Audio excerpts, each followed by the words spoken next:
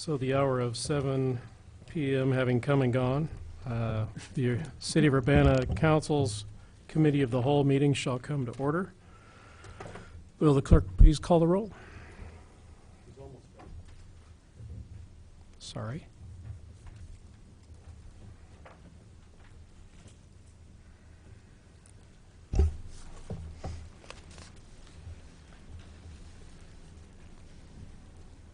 Mr. Emmons? Here. Mr. Brown? Here. Mr. Jacobson? Here. Mr. Madigan? Here. Ms. Marlin? Here. Mr. Roberts? Here. Mr. Smythe? Here. Mayor Pressing. Here. Okay, a quorum is present. Are there any additions to the agenda? Mr. Chair.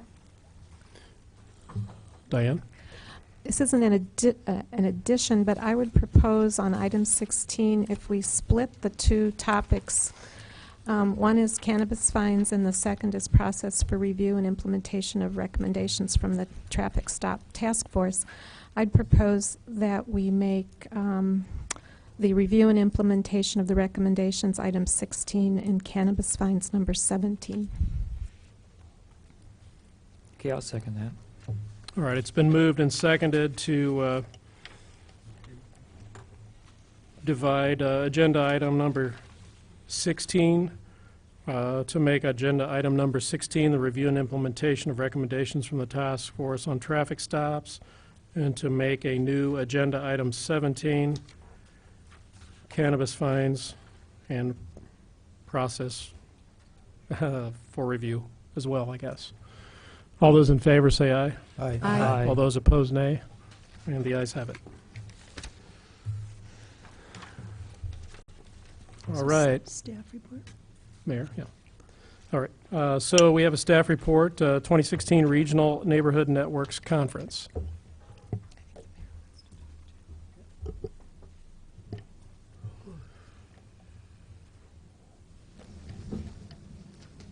Mayor, did you want to? Yeah, I just want to very briefly say that the Supreme Court granted the stay to the hospitals with the provision that they pay a bond to the county in the amount of their taxes.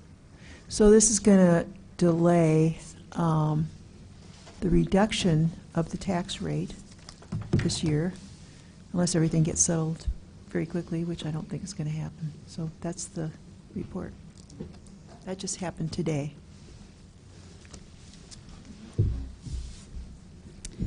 Good evening. This presentation is to provide information about the 2016 Regional Neighborhood Network Conference, which is being co-sponsored with the City of Champaign. This conference will take place from September 29th to October 1st, 2016. I would like to introduce John Ruffin, Neighborhood Coordinator with Neighborhood Services Department, City of Champaign. He's here to assist and to answer any questions that you may have about the presentation and or the conference. So first is, what is RNNC? RNNC, which is Regional Neighborhood Network Conference, is an annual conference held among 24 participating cities in Illinois, Indiana, Ohio, Kentucky, and Tennessee that promotes neighborhood wellness through peer-to-peer sharing of best practices within the 5-state region. The conference takes place over 3 days, Thursday night, Friday, and Saturday morning, in or around October of each year, and features up to 30 innovative workshops, keynote speakers, awards, recognition, and entertainment. Approximately 300 people attend the conference each year. A little bit of history. The origin of the RNNC began in 1986 with the city of Louisville, Kentucky, who invited several cities within a 400-mile radius to send the person responsible for neighborhoods within city government to Louisville. During the 2 days of meetings, the concept of establishing a regional organization emerged. Attendees decided that the organization would serve a twofold purpose. First, it would provide a framework for government officials to collaborate on issues of importance to neighborhoods and others related to managing municipalities.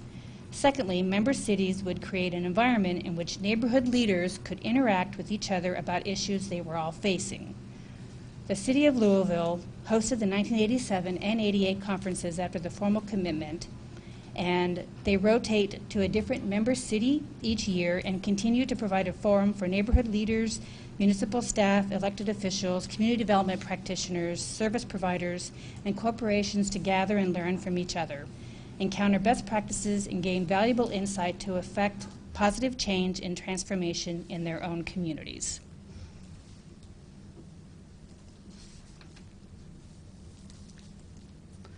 And shown here are the Regional Neighborhood Network Conference membership by each state. In Illinois, there are 4 communities: Champaign, Decatur, Peoria, and Urbana. Urbana and Champaign's participation in the RNNC began as a workshop presenters at the 2013 RNNC in Peoria. The City of Urbana presented the workshop entitled Working with Neighborhood Groups, which focused on the Learman neighborhood area.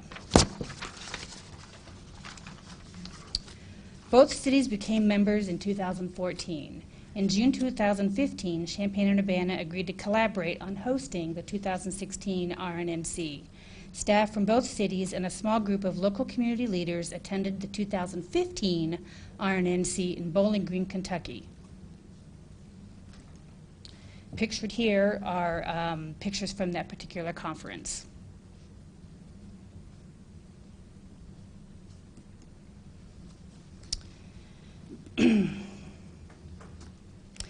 Pictured here are participant members of the Regional Steering Committee. The Regional Steering Committee is represented by all member cities, and they are responsible for the overall administration of the RNNC. The Regional Steering Committee intentionally operates without bylaws, officers, or membership dues. In addition to organizing the annual conference, the host city or cities provide organization leadership for the RNNC during the year leading up to the conference. This leadership responsibility entails convening 2 Regional Steering Committee meetings in the host city or cities to discuss conference planning, organizational goals, and general administrative issues. Leadership responsibilities also include coordinating outreach and communications to promote the RNNC and member city retention and recruitment.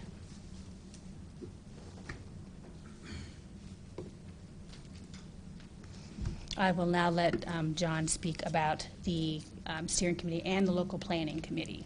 And Kelly, could you repeat again who's the host? Are we going to be hosting? We are co-hosting Co-hosting. with the city of Champaign, In yes. 2016? Yes, it'll be this coming fall. Good evening.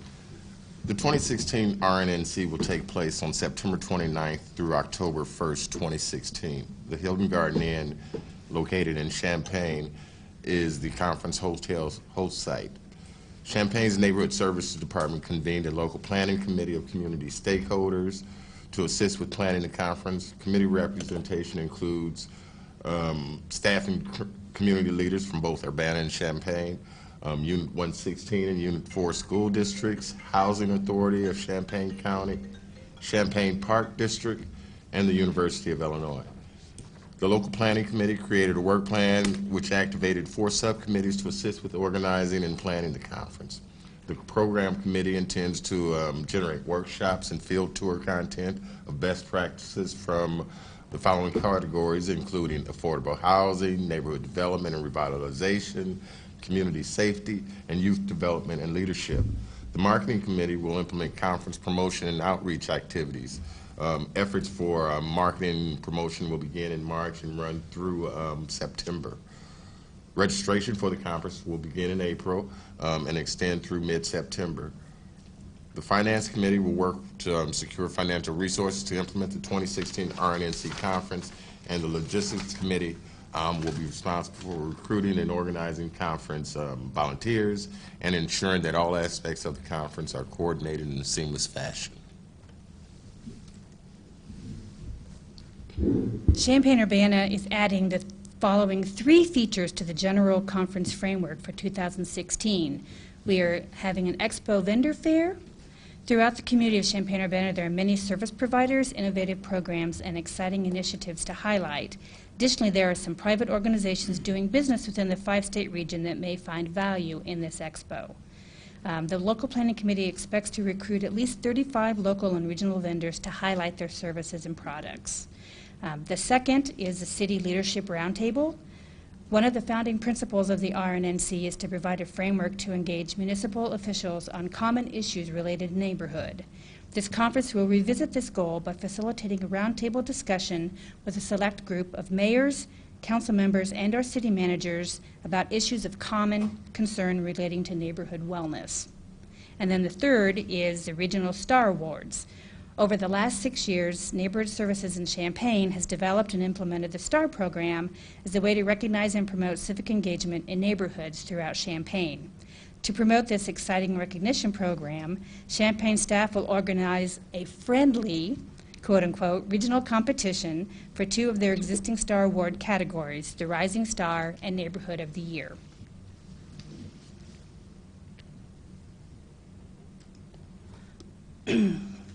Pictured here are ways that the City of Urbana engages and has engaged neighborhoods and youth within our community through the garden, an Urbana Youth Summit, Urbana Public Television, through our public meetings, and then this is showing the neighborhood associations in the city.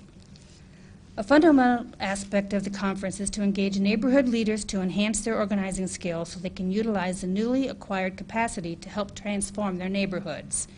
The hope is this connection to neighborhood groups in other cities and states will inspire local groups to maintain their vigilance in working to improve the health and wellness of their neighborhoods. In addition, the opportunity to take advantage of the peer-to-peer sharing that is foundational to the success of the RNNC will be an added benefit to local neighborhoods participating in the RNNC. Youth engagement will also be an integral part of the Champaign-Urbana 2016 RNNC conference experience. Intergenerational organizing is a promising new community engagement strategy that we want to promote and encourage to ensure that we are growing the next generation of leaders within our communities and neighborhoods. We want to highlight the wealth of young, talented individuals and groups, ensure all conference offerings are age neutral, and will actively recruit youth to participate in the conference as volunteers as well as attendees and presenters. Community collaboration. Pictured here is the Champaign-Urbana delegation that attended the 2015 RNNC in Bowling Green, Kentucky last fall. At the end of the conference on Saturday, we did a mini presentation on the upcoming 2016 RNNC in order to generate interest and excitement for the conference this year. What we did is we showed a short visionary video that was presented. It was actually made by Cranert, and it's on the city website as well. Anyway, we showed this visionary video at the 2015 RNCC conference.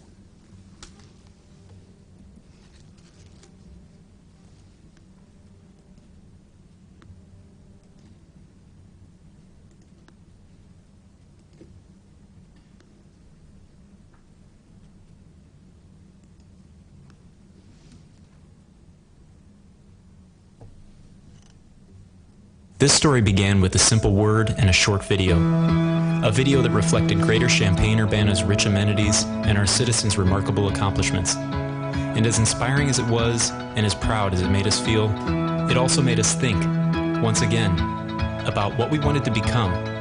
Couldn't we collectively imagine an even more hopeful and innovative future, and then commit ourselves to creating it? And so began our collective vision-making, and an incredibly smart and inspiring future began to emerge. With diverse and empowered neighborhoods where the foundations of our lives are built, scattered throughout the city, each with its own distinct character and a mixed-use philosophy at its core, these neighborhoods boast specialty grocery stores with fresh, locally grown and organic food, unique restaurants, general stores, health and wellness facilities, and cultural and creativity centers. Flexible and innovative spaces where individual creativity is nurtured and where entrepreneurs, artists, scientists, and scholars are born. These are expansive parks and green spaces, renowned public schools, each with strong early childhood preparation, and career support centers, centers that make absolutely sure that students of all ages and walks of life are fully prepared to realize their dreams, both locally and globally. And while our neighborhoods are fully empowered, they are not isolated islands, but unique hubs to a broader world and urban environment. Many of us work from home at least part of the time, thanks to advances in high-speed connectivity and motion-manipulated data. although we also embrace the enormous creative potential of face-to-face meetings and frequently commute to spaces for personal interaction with our colleagues. Some of us work in neighborhood-owned businesses, such as bakeries and trade centers, where young people learn a skill and earn a living, while offering the community a rich array of services. And we all choose from a web of options in public transportation to get where we're going, from battery-powered light rail systems to bike paths, green belts, and an airport with direct flights to top urban destinations. And where we are going is as diverse as our neighborhoods.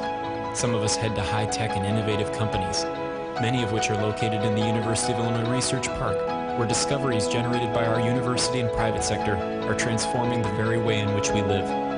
Some of us work in advanced manufacturing and biomedical industry, producing the very products we've invented, while others contribute to our thriving organic agribusiness industry, vertical farming, rooftop gardens, and high-efficiency farming of our incredibly rich soil, an industry that not only feeds the local and global community, but assists communities of the world with sustainable farming practices where they live.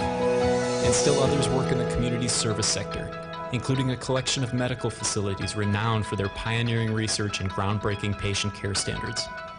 Nearly 30% of the population is affiliated with our outstanding educational assets, including Parkland College, multiple public school districts, and private schools, each a leader in their respective fields.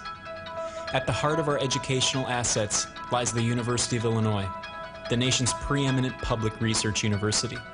Despite the challenges of state funding in past years, the University of Illinois emerged as an unsurpassed leader in public higher education, with its founding land-grant mission preserved for generations to come.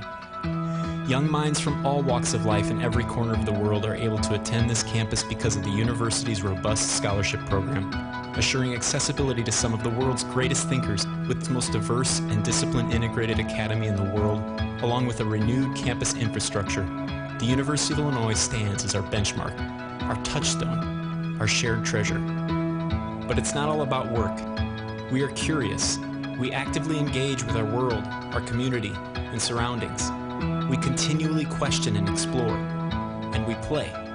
With award-winning parks and forests, leading performing arts centers and museums, live music, clean waterways, world-renowned libraries, Big Ten athletics and minor league baseball, nightclubs, marathons, quiet cafes, restaurants, bike and hiking trails, guitar and film festivals, triathlons, local theaters, film houses, kayaking, and canoeing. We are alive, healthy, evolving, and fulfilled.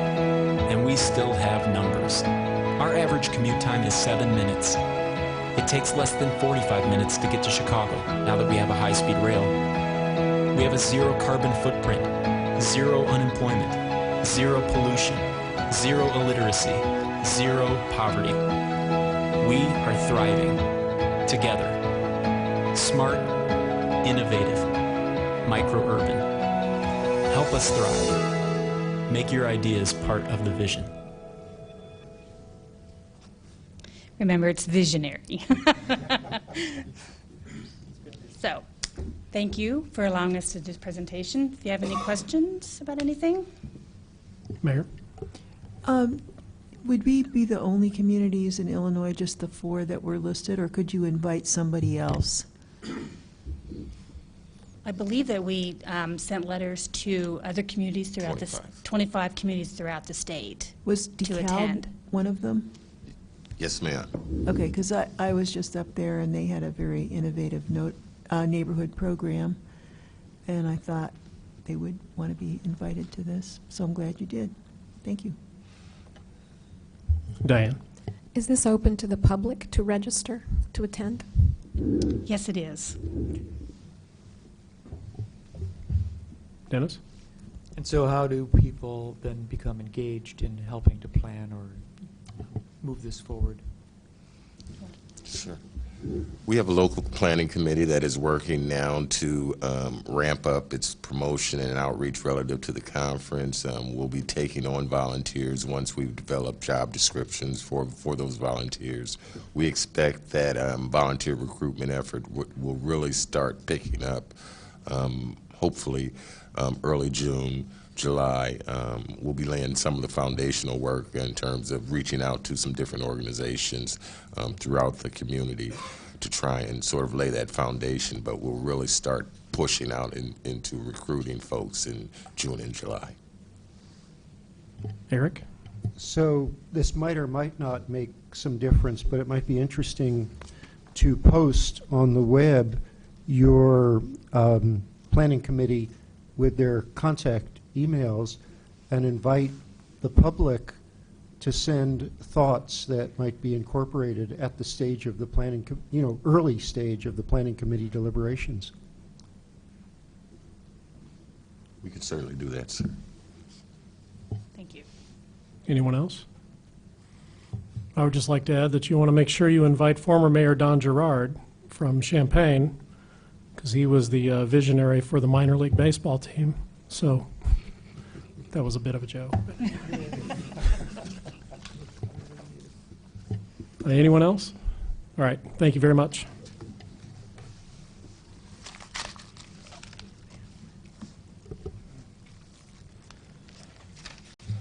Okay, so the minutes of February 22nd, 2016, is there a motion to approve? So moved. Second. It's been moved and seconded to approve the minutes of February 22nd, 2016. All those in favor say aye. Aye. All those opposed, nay, and the ayes have it. Public input, I have two slips at this point in time. Bishop King James and Reverend Dr. Evelyn Underwood continue to be concerned about the Dr. Ellis subdivision sewer problem. The other slip is from Durrell Cruz. Durrell?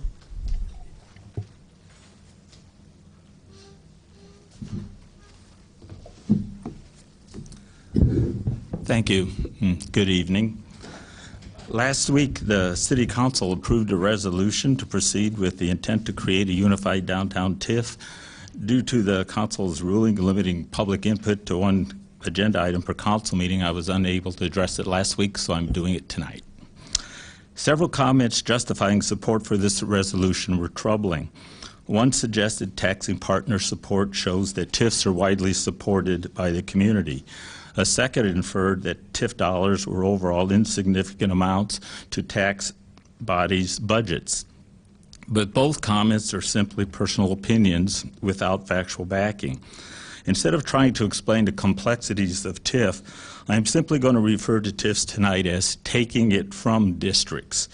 The cities take money from schools, parks, health services, public transportation to spend in ways and manners that align with City Council long-term goals and plans, but often have little or no specific relationship with the programs and services offered by other taxing bodies in our community. The promise that these taxing bodies were to eventually benefit financially through increased EAV has turned out to be false, and a topic for another time. In the introductory material to last week's resolution, the city stated the ongoing TIF2 increment would be used to repay the city's obligation for recent improvements to Boneyard Creek, Broadway, and Ray Streets through 2022. Upon examination, what does this one sentence tell the public? Last year, the city collected in excess of $720,000 of school district property in TIF 2. When TIF 2 terminates in 6 years, the city will have collected an additional jaw-dropping $4,320,000 in property taxes from the school district to pay the debt on these projects. This has to be the largest funded infrastructure project paid by but not owned by the school district. Think about that figure, $4,320,000. When it is suggested TIF dollars are small and inconsequential to taxing bodies. To make the public aware of this take it from TIF 2 approach to infrastructure improvement, the city ought to install a bronze plaque at the entrance of the Boneyard stating, "This project was made possible in large part by the Urbana School District, its staff, students, and public who had their property taxes diverted to the city to fund this project." Most people unknowingly think this was a city-funded project. Nothing could be further from the truth. To be crystal clear, taxing bodies are not voluntary, but captive TIF partners. They cannot veto the city's decision to form a new TIF. Their participation does not necessarily represent community-wide support. They simply have no choice but to put a positive public face on a situation over which they have little control and no option but to cooperate with the city. Because the taxing bodies contribute the bulk of TIF dollars, 85 cents of every dollar collected, the city must directly involve them in the decision-making process for a new downtown TIF. In short, after 35 years of TIF, assess how they really feel about another 23 years of having their downtown increment property taxes diverted to the city. One way to do this is to formally ask each board to take a vote as to whether they support or not the creation of a new downtown TIF. Mr. Cruz, you have 1 minute. Has the council planned to do this? If not, will the council commit to doing so before it takes a final vote on a new downtown TIF? After all, it's millions of dollars of their money you will be taking. They might have something important to say to you and the community. Thank you. Thank you, Darrell. Okay. Seeing no further public input, agenda item number 5 is ordinance number 2016-03-017, an ordinance revising the fiscal year 2015-2016 annual budget for Meyer Development Agreement. Final payment. 20-plus years ago, the Urbana City Council approved a development agreement with Meyer, Inc. For the property where their store is now located. We are preparing to make the final payment under that development agreement. However, because of some timing issues, the budget doesn't match up with the timing of the payments, and we need to increase the budget by $31,840 to make that final payment. Any questions? Is there a motion? Right next to you. I'll move that we send ordinance number 2016-03-017, ordinance revising the fiscal year 2015-2016 annual budget for the Meyer Development Agreement final payment to council with a recommendation for approval. Second. It's been moved up by Diane, seconded by Charlie. All those in favor say aye. Aye. All those opposed, nay, and the ayes have it.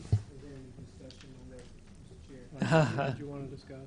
I just wanted to ask, so this is It's only fair. no more money that we would have to pay them, and they are now paying, I just don't understand the whole, how it works. So they haven't been paying taxes for a certain time, or how does this? They have been paying taxes, and we've been rebating to them a share of those taxes for an extended period of time. So initially, those taxes went to pay off infrastructure improvements related to the construction, but once that was done, then we began rebating or repaying to them a portion of the taxes. So this allows us to make the last payment, and then there is no more. And then they are fully on the rolls to pay tax. Yeah, it was actually sales tax that we were repaying to them. They were always on the property tax rolls. Thank you. Okay, agenda item number 6 is ordinance number 2016-03-018, an ordinance authorizing the acquisition of certain real estate property by eminent domain for the execution of North Lincoln Avenue from Saline Court to Olympian Drive, acquisition of right-of-way for constructing the North Lincoln Avenue extension. Bill Gray. Thank you. What's before you this evening is a companion resolution that the Champaign County Board had passed back on February 18th, an eminent domain resolution. What's involved here is there are 4 remaining parcels of right-of-way that we need to purchase in order to construct the 1-mile stretch of Lincoln Avenue where it currently ends at Saline Court northward toward the Olympian Drive, And we've come to an impasse in the negotiations We've made a final and best offer to these parties, and consideration was given by the county board, county highway committee, and they went ahead and approved a resolution. We, in turn, are considering this tonight. Legal division has contacted outside counsel to assist the city with eminent domain proceedings if it comes to that. On February 19th, the county highway engineer did send a certified letter for the property owners, alerting them that they had 60 days for continued discussion, negotiation. Otherwise, on April 19th, the end of the 60-day period, the eminent domain proceedings would take effect. So this resolution also does grant the mayor the authority to sign any and all real estate transfer agreements. Hopefully that they would come about. Thank you, Bill. Any questions of Bill? Any further discussion? Is there a motion? I move approval. I'll do seconding. It's been moved and seconded that ordinance number 2016-03-018, an ordinance authorizing the acquisition of certain real estate property by eminent domain for the extension of North Lincoln Avenue from Sailing Court to Olympian Drive, be recommended to the City Council for approval. All those in favor say aye. Aye. All those opposed, nay. Nay. The ayes have it. Agenda item number 7, ordinance number 2016-03-019, an ordinance authorizing the purchase of certain real estate, a portion of a real estate parcel with permanent index number 25-15-29-300-004. Thank you.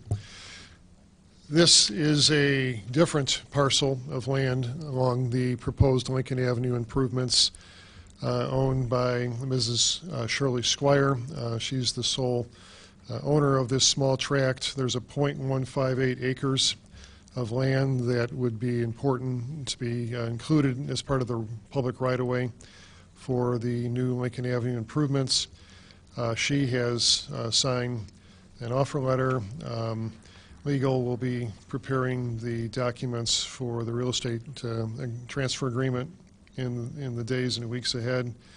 We're asking for City Council by the attached resolution to authorize the mayor to sign the real estate transfer agreement. Any questions? Is there a motion? Diane? Move approval. I'll second. Moved by Charlie, seconded by Diane. I'm sorry, moved by Eric. I ventriloquized.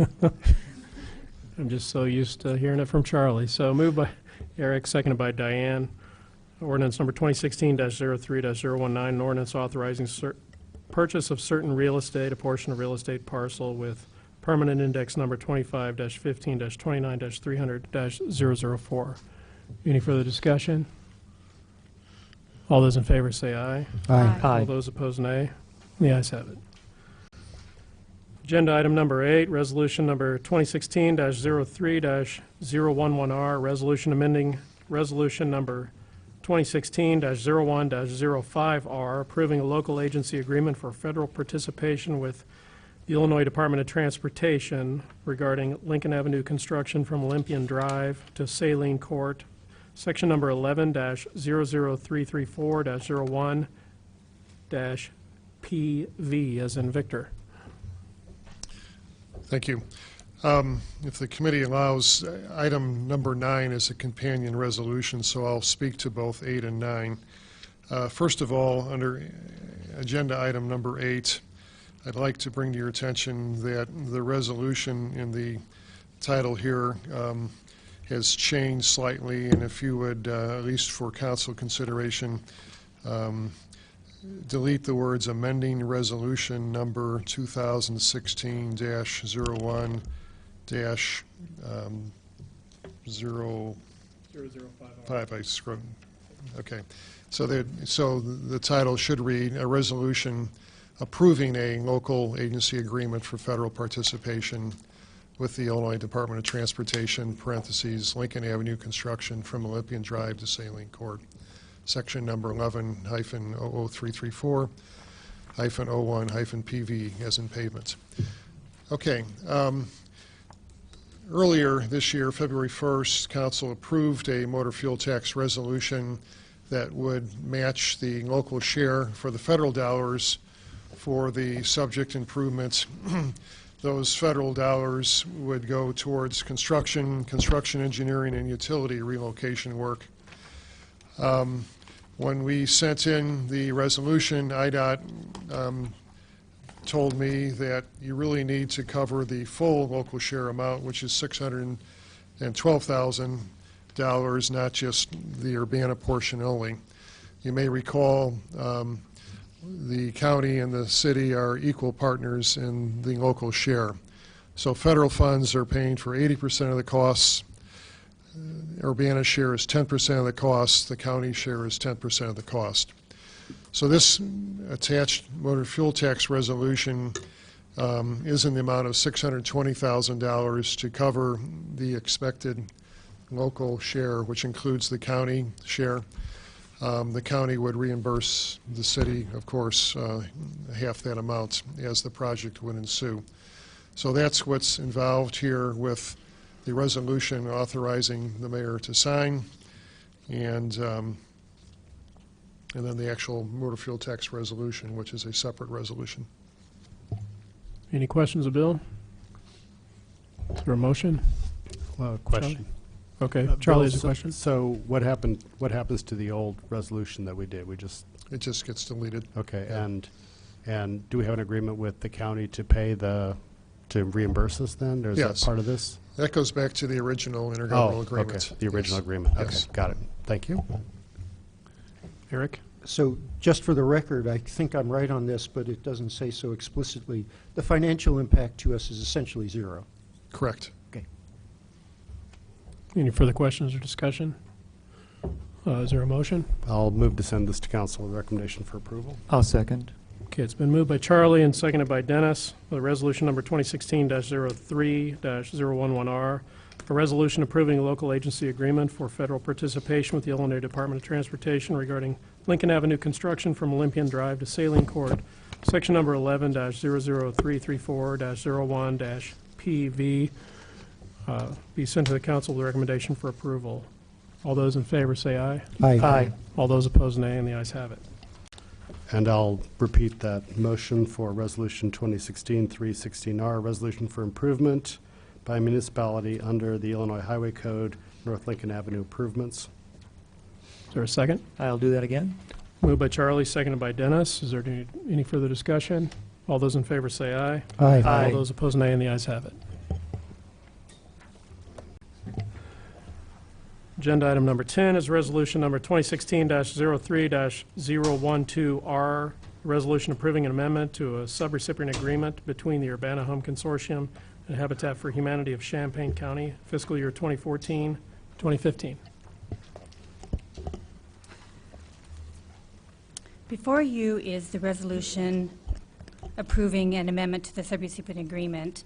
And basically, we are asking for an approval to amend the original agreement from $150,000 for 4 properties to $112,500 for 3 properties, as Habitat was unable to purchase 2 of the properties that were in the original agreement, and they have asked that they be switched out for an alternate site. And the memo shows on the first page the original agreement, and then the page 2 shows the changes. So staff and the Community Development Commission both recommend that council approve this resolution. Any questions of Kelly? Is there a motion? So moved. I'd like to second it. Moved by Aaron, seconded by Dennis, that ordinance number 2016-03-02, oh, wait, I'm ahead of myself. Ordinance number 2016-03-012R, resolution approving an amendment to a subrecipient agreement between the City of Urbana Home Consortium and Habitat for Humanity of Champaign County, FY 2014-2015, be recommended to the City Council for approval. All those in favor say aye. Aye. All those opposed, nay, and the ayes have it. I would ask that Alderman Marlin would take over for agenda item number 11, as I need to recuse myself per state law. I'd be happy to. Up for consideration is ordinance number 2016-03-020, which is an ordinance amending the Urbana City Code, Chapter 3, Section 3-43, increasing the number of Class C liquor licenses for UM Incorporated, doing business as Mr. Gas Plus at 808 East Main Street. Mayor? This seems to be a business that would do well with a liquor license. We've checked their background, and they seem to pass with flying colors, so I would recommend that we raise the Class C licenses from 21 to 22. Any discussion? Dennis? Yeah, I was just going to ask if there was a requirement that there be a public hearing on the change in the number of liquor licenses for this instance. We have that for the video gambling, but we don't have it for liquor licenses. Okay. But there are restrictions on where they can be. They can't be next to a church or a school.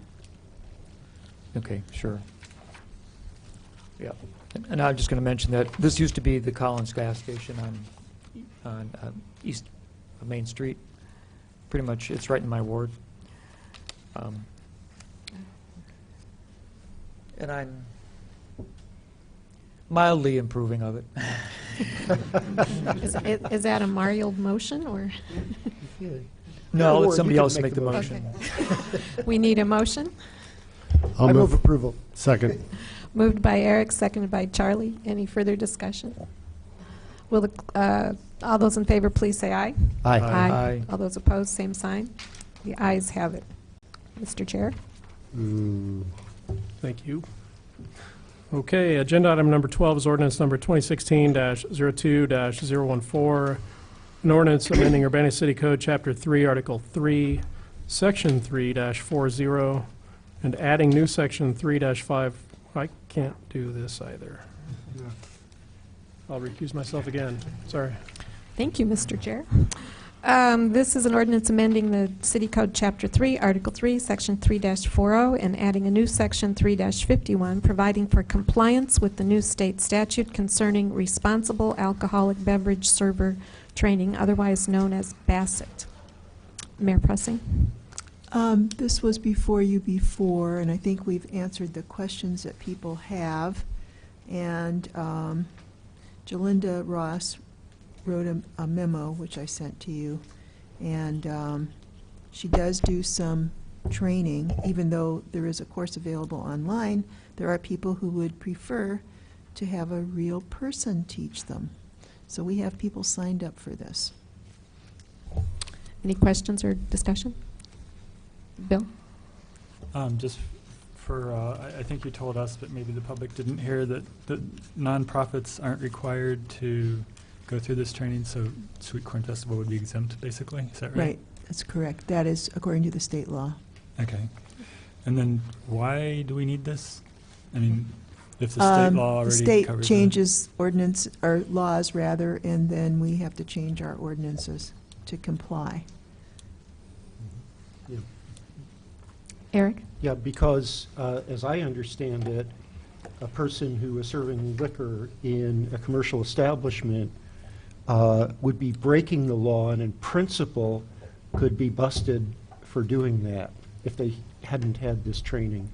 So we're not taking an initiative to more completely regulate. We're just complying with an initiative that the state took.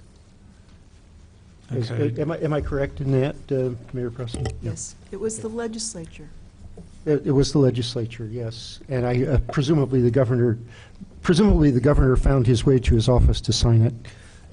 Maybe they agreed on something, which would be good.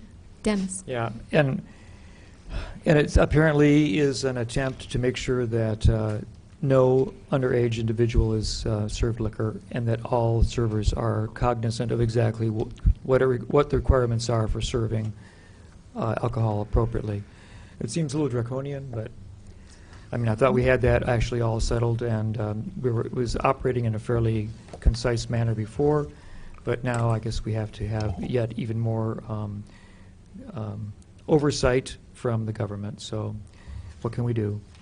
So just, I guess I'm being dense. The state law doesn't do what our ordinance does. What does our ordinance do that the state law doesn't do?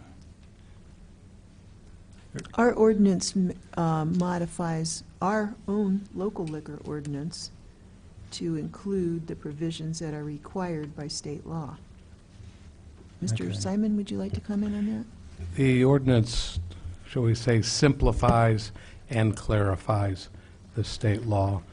Often, local establishments may not know to look at, the lengthy Liquor Control Act. And so clearly this, in a much more concise, our ordinance, generally, our ordinances on alcohol are, believe it or not, much more concise than the state statute. So this places this requirement squarely in our ordinances. It basically provides two obligations. One is obviously, they have to have Bassett certificate, obtain Bassett training, and then have available the certificates should a law enforcement officer request it. And Bassett training not only discusses appropriate training, but recognizing signs of overserved, as well as what to look for in a driver's license and how to monitor who can and cannot order liquor, and in those instances where the establishment does not have approval to allow underage people to enter where liquor is sold. It helps ID checkers in terms of how they check IDs at the door. Dennis. And can I ask a question then, Jim? So is this also another way of making the server liable individually as well as the business for having broken the law? Both the state ordinance, our state statute and the ordinance make the server responsible. This makes also the establishment responsible for making sure their servers receive Bassett training. And there's a time period when they start their employment. I believe it's 120 days in which to be certified. What this also allows is those who have Bassett certificates appropriately, they belong to the server. So as they seek other employment involving the service of alcohol, they take their Bassett certificates with them because they are personal to the individuals to whom they are issued, rather than the establishment. And I understand that the training allows them to have the certificate for 3 years. It's just not 1 year. It doesn't have to be renewed every year. They do not have to renew it every year, no. But as far as being liable, then, if a person mistakenly serves an underage drinker and this becomes to the notice of, the law enforcement, then the individual server might perhaps be liable? Yes, but the individual server without the Bassett certificate today is also liable. What happens is they're issued a notice to appear in ordinance violation court, and then that process proceeds. The establishment also allowing the sale to underage drinkers is subject to possible fine or license revocation in an administrative process, not the ordinance violation process. Apparently then after this is passed, there will never again be an underage drinker served in the county, apparently. We would hope so. Okay. Ever. Okay. That's visionary thinking. Yeah, right. Is there a motion? So moved. Sends to council recommendation for approval. Second, please. Second. Moved by Charlie, seconded by Eric. Any further discussion? All those in favor, please say aye. Aye. Aye. All those opposed? The motion passes. Okay, agenda item number 13, resolution number 2016-03-03R, a resolution to support reform of binding arbitration in Illinois. Mayor? Well, we've had a problem that I've discussed with cities and counties around the state, and I want to bring this to the city of Champaign as well. I think that we have to speak up if we're going to have an influence in the legislation. But what I would like to do is simplify it. We did have a draft of legislation drawn up by our legal firm that helps us with collective bargaining, Lowenbaum Law. And I want to just, I have like, many of these topics are from the actual legislation that they drafted, but I think I just want to simplify it to, before we, I mean, you could, if, I'd like you to forward it to the council, but I will bring it back in a little bit more simple form. The basic idea is that instead of having the arbitrator have to choose between the final offer of the union and the final offer of the city, that they be allowed to choose something in between. And then that they should consider the financial situation of the government in question. Under the current system, they look at comparable cities, but no two cities are exactly alike. And if people look at us and at Champaign, we obviously have very different financial constraints.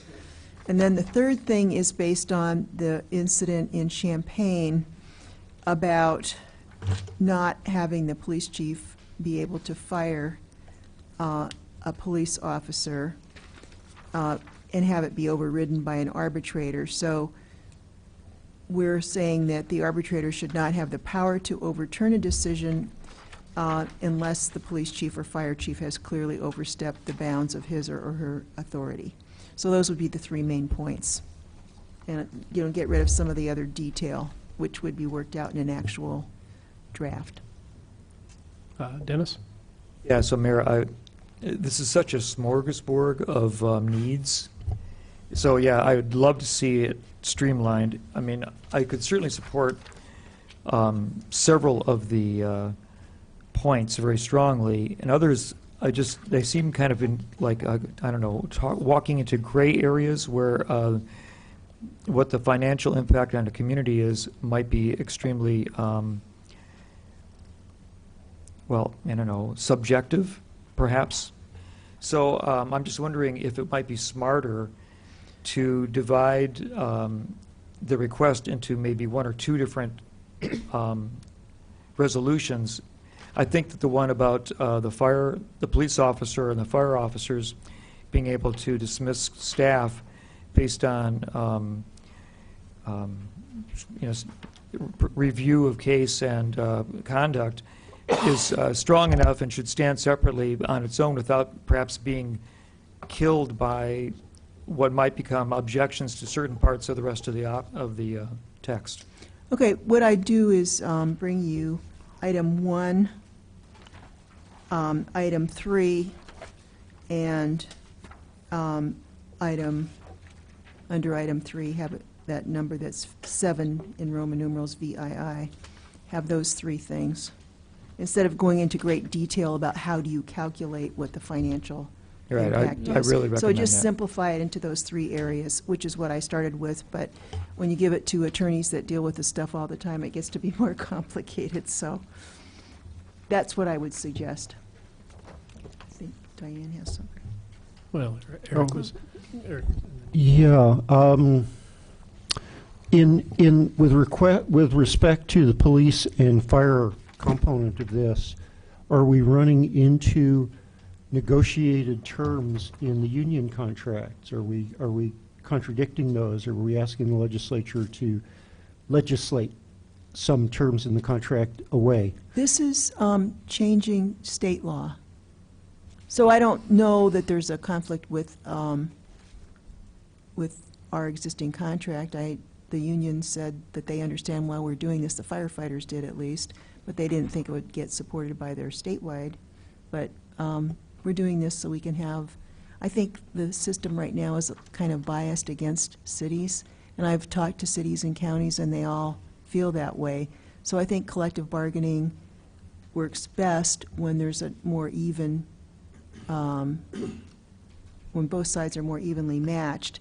And this is a problem that there's, that one of the proposed solutions is to say that cities ought to be allowed to go bankrupt, and then they would get rid of all their labor contracts. And I'm not in favor of that, and I'm proposing this as a better alternative, and I'm hoping this might be a bridge to the governor that he wanted to change, some of the collective bargaining things, but we don't want to gut collective bargaining. So this is something that cities and counties would prefer. Yeah, but I guess I'm trying to get at a very focused question.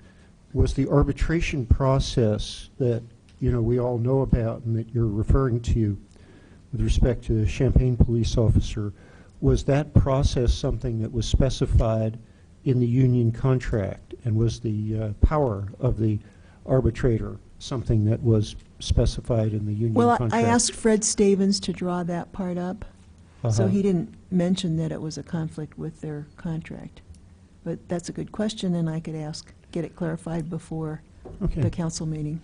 Yeah, no, I mean, I totally agree with the intent that you're okay, well, I will ask him that specific question and bring it back to you. But if you could just approve those three concepts in this, but, it starts out by saying that that we're giving undue power to arbitrators, and it's undermining the collective bargaining in Illinois by creating an unsustainable burden on local governments. And rather than saying local governments ought to go bankrupt, we think we should make some changes to the current law. And certainly other states give much more weight to the individual city's ability to pay. Illinois is kind of way out there. So we surveyed, I asked Lowenbaum Law to survey some other northern states that are similar to Illinois, and we were the only one that had these provisions. But I guess, if I may, just one more point. It seems to me that in one point, you're giving more power to the arbitrators because you're telling the arbitrators that they can somehow have an intermediate settlement between what the two sides felt was their last best offer. So that's more power to the arbitrators. Well, but then in what another we case, try to do is avoid going to arbitration. That's what we're trying to do, is avoid arbitration. And so I don't think it gives more power to the arbitrator. The arbitrator has to choose one or the other, and it seems to me other states allow arbitrators more flexibility. Well, that's right. So this particular provision lets the arbitrator do something that the arbitrator is now prevented from doing. Right. Yeah. But we think it's in the interest of the cities to do that. Probably everybody's interest. Yeah. Diane? I agree with your three major points, and this resolution does ask the Illinois legislature to, quote, carefully consider the costs and benefits. So there will be, if they do that, we'll see what happens. But anyway, I'll move approval, or I move that we send resolution number 2016-03-013R, resolution to support reform of binding arbitration in Illinois, to council with a recommendation for approval. It's been moved by Diane, seconded by Charlie. Aaron? So to be clear, this is, are you saying this would only apply to firefighters and law enforcement? That's the only ones that have binding arbitration. So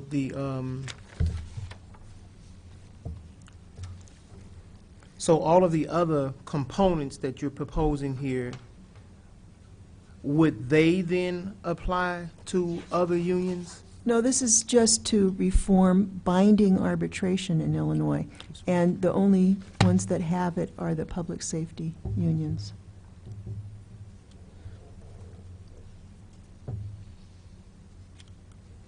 Any further discussion?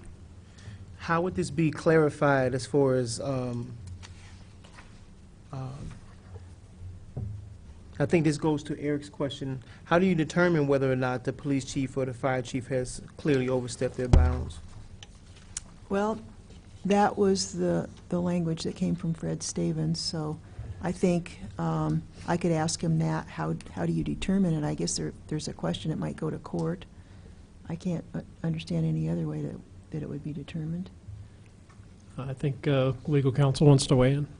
If I understand your question, you're asking how can one determine whether the police chief or the fire chief exercised reasonable discretion, i.e. whether a termination is for cause or without cause? Is that your question? No, my question is, how do you tell if the police chief or fire chief has clearly overstepped the bounds of his or her authority? That's what it says, and so that's what my question is. Well, if you're trying to determine whether the particular chief overstepped his or her bounds, we're talking about in terms of standards of practice within the particular industry. There are, courts deal with this kind of thing. It's i.e., did the officer, the chief, whichever one, act within his or her lawful authority? It's no different than determining whether a elected official acted within his or her authority, or in termination of employees, who have contracts that state they can only be terminated for cause. There's an analysis of the facts. Every one of these is fact-based. So if there is litigation, it will be determined through witnesses, the actual conduct, the testimony as to the basis of the conduct, any written evidence regarding such conduct, and possibly in many cases, expert testimony as to whether that really falls within or outside the bounds of. So just, I know we're saying that this relates to binding arbitration because of public safety. Maybe I'm misunderstanding something, but I thought the state contract that was being bargained with the governor and AFSCME, that if it had gone to arbitration, that would also be binding arbitration. Is that? I can't tell you what the state AFSCME contract provides. The reason, as I understand the history, the reason why there is binding arbitration for fire and police is in exchange for binding arbitration, they gave up their right to strike. I believe AFSCME may still have the right to strike. This does specify that it's for public safety employees. That's in the second paragraph. For what? Public safety employees. That would be fire and The police. resolution, Right. I'm mentioning public safety employees. And I understand that AFSCME had asked for that, but I'm not talking about that. I'm just talking about the existing law. Eric? Yeah, if I understand the legal theory, it is that police and firefighters give up the right to strike because they're so essential, even in an emergency basis. And in lieu of that, they have the right, if they can't settle, to go to arbitration. This is probably, to the extent that this will make a difference, and I think the ability for the arbitrator to go between the two offers is really a good thing. I imagine that the arbitrator in the Champaign police case did think that the police chief had overstepped his bounds. If Fred thinks that this will improve the situation, great. I defer to his legal expertise. Charlie? Yeah, the other point here is that this is a change in the binding arbitration. It's not to end binding arbitration. It's just the way that binding arbitration right now picks from A or B for salaries, or for the salary scale. And I assume that's the last offer of settlement. I assume this is strictly related to the salary, not the other issues that are out there. Or does it apply to all of the items on the table? It's talking about last offer of settlement. It's usually about the wages. But, this isn't writing the legislation. This is just asking the legislature to consider this as a problem and that we are proposing a solution, and then the drafting of it would be Because after I that. think the biggest issue is, you pick a 2% or 5%, and you can't, you can take the city's position, or you can take the union's position, but you can't pick anything in between. Yeah, and other states allow the arbitrator to choose something in between. Okay, and do other states allow pick other things in between on other issues too, then, I guess? Is that- I was mostly concerned about wages, so I didn't Yeah. get into that. Okay. Aaron, Well, I think this just helped clarify for me because I couldn't find out what an intermediate position would be between fire or keep my job. So I think I understand better now. Yeah, I don't think anything here is precluding non-economics, but usually it comes down to the economic issues. Any further discussion? I think Jim Simon wants to say something. If this does involve non-monetary or non-economic, to answer Alderperson Ammons, theoretically an arbitrator could fashion a different level of discipline between no discipline and discharge. The other thing that this... Well, that's what they did in Champaign. Right. So that was my point, that it was being presented as if we were really trying to look at those types of decisions, but it's really about wages. That's what I'm clear. It is more about wages because in the negotiation process, otherwise negotiations could drag on forever with no contract. This allows one or both parties to request arbitration and then get a determination. The other problem with the current system in arbitration, as it was explained to me, is the comparables that arbitrators use. It's a set of what at one time or another were determined to be like municipalities, are many, many years old, and in many instances, they are nowhere like the particular, in our case, like Urbana. So the comparables, a number of them, are no longer comparable, but yet arbitrators are using them to set a high or a low, to order a high or low offer. This is the high or low offer is the same system that's used in baseball and often is referred to as baseball arbitration, where the team owner sets an offer to a player and the player typically demands, in all cases demands more, and the arbitrator under their contract is limited to either the player's last offer or the team's last offer. We're trying to change that. And as a person who negotiates contracts for my union, I'm fully aware of how that process works. So I'm trying to understand why would we need to if we are apart on a number, then it makes sense to me that if the arbitrator was going to make us meet in the middle, then we could meet in the middle on our own. I don't know. But, I mean, we don't really have to keep going back and forth on it. I understand what's happening a little bit better now. Any further discussion? Seeing none, it's been moved and seconded. The resolution number 2016-03-013R, resolution to support reform of binding arbitration in Illinois, be recommended to the City Council for approval. All those in favor say aye. Aye. Aye. All those opposed, nay, and the ayes Nay. have it. Okay, thank you. Agenda item number 14, resolution number 2016-03-014R, resolution in support of funding for higher education in Illinois. Mayor? Well, we have a real problem, I think, when some legislators vote against funding higher education. I know it's been a real problem for Eastern Illinois University.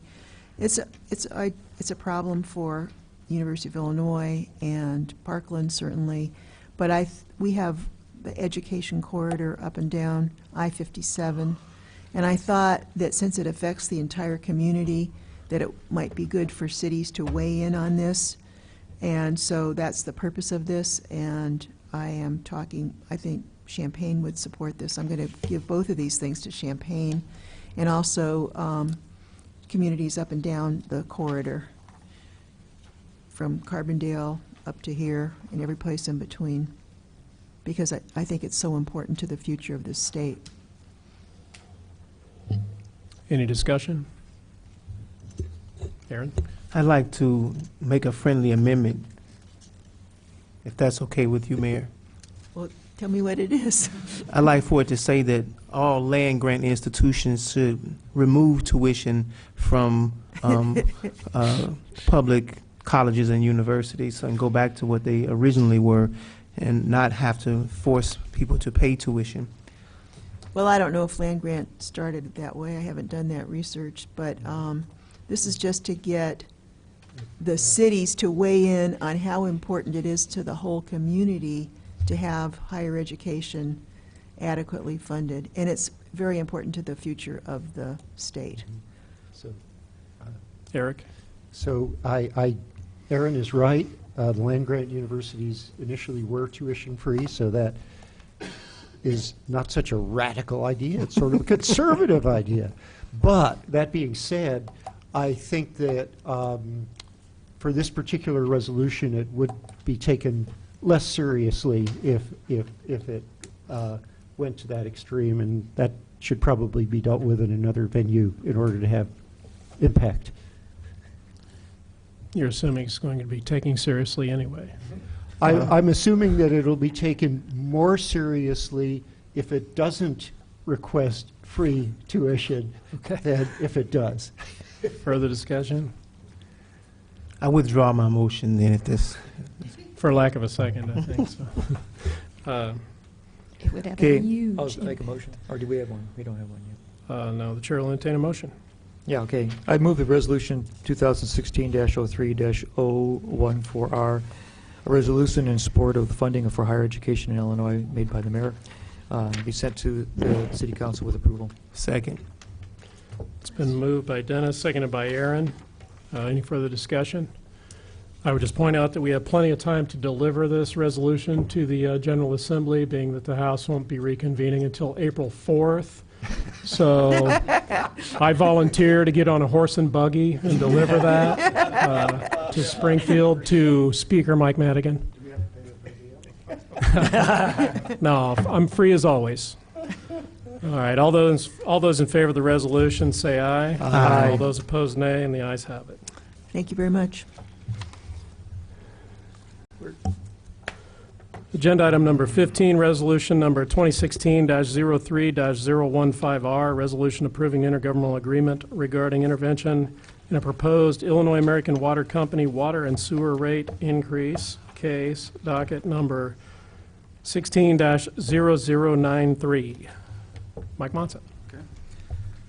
Illinois American Water on January 21st filed tariffs with the ICC seeking a general increase in water and sewer rates. In Champaign-Urbana, the water rate increase would be 19.6% if they get what they asked for. The city of Champaign has a general policy of intervening in rate cases and typically invites neighboring communities to join them in intervening and to share the costs. In this instance, it's estimated that Urbana's share of the overall $28,000 cost would be just over $8,000. The mayor has money for that in her general council line item. For Urbana to intervene will require passage of this resolution, approving the intergovernmental agreement and authorizing her to sign it. Champaign has contacted the Bell Law Firm of Chicago to represent the coalition, or the prospective coalition. The firm will hire financial, engineering, and legal experts to make the city's case before the ICC. A decision by the ICC is expected by December 21st. Any questions, Mike? Diane? How successful in the past have these interventions been? Do you know? I don't. I think there has been some success in getting rates down.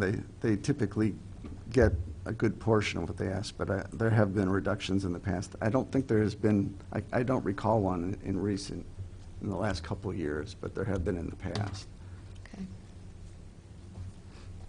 Dennis? Yeah, and I think that these kinds of actions have been really more effective in the energy field, and I'm thinking about, okay, I'm a member of CUB, which is, is like a consumer advocate for low energy usage, and they're constantly battling the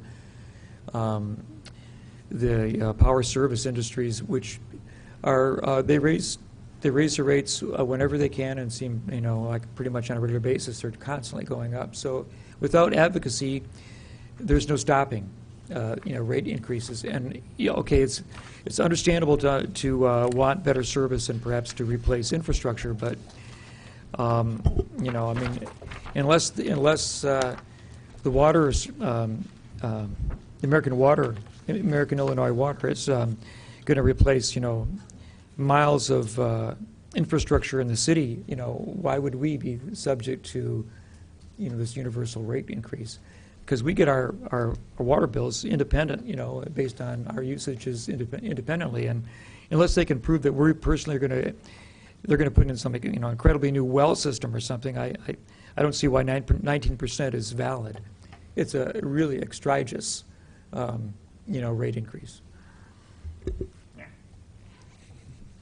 Any further discussion? Seeing none. Is there a motion? Diane? So moved. Second. Moved by Diane, seconded by Charlie. The resolution number 2016-03-015R, a resolution approving intergovernmental agreement regarding intervention in the proposed Illinois American Water Company water and sewer rate increase, case docket number 16-0093, be recommended to the City Council for approval. All those in favor say aye. Aye. All those opposed, nay. The ayes have it. Agenda item number 16 is a discussion item regarding a review and implementation of recommendations from the Task Force on Traffic Stops. Mayor? Right. The task force had a number of recommendations, and what we're talking about is to have the council, similarly to the way that we do social services, look at all the recommendations and then rank them so that we have what your top priority is, and we can go over these things in the order that you, the council, decide is your priority list. Because it takes a lot of research to answer, to respond to some of these recommendations. We spent a lot of time responding to the cannabis one, which is coming up next. So it might be useful if you would review their recommendations and have someone, perhaps Dennis, who's the chair of the caucus, keep track. You could rank them, what you think is first, second, and whatever, how many there are. There are quite a few of them. And then we could proceed to deal with each one of them. Eric? The last action we took on this was to request Alex to consider this and give us some, sense of what might be, most feasible and most logical in terms of implementation. And I wondered if, I don't mean to put you on the spot inappropriately, Alex, but I see that you are here, and that was our action, as I remember, unless somebody could correct my memory. Well, we met and discussed it, and the proposal was made to ask the council what order you would like to take them. Our action was to ask Alex to give us some feedback and some recommendation in his position as our human relations officer. Okay. Well, about taking the implementation. That is what we moved. That's what we passed. Well, this is what we're suggesting, but if you want to do it a different way, that would be fine. Maybe Alex would like to come up.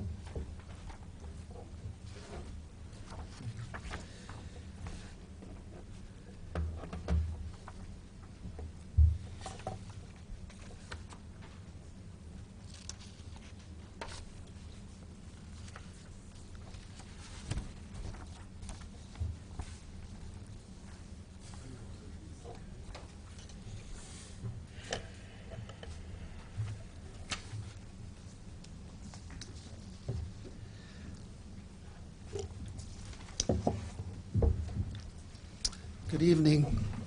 I'm passing out a spreadsheet that looks like the spreadsheet that's been emailed to you. It's just a little easier to read and a little easier to take notes on.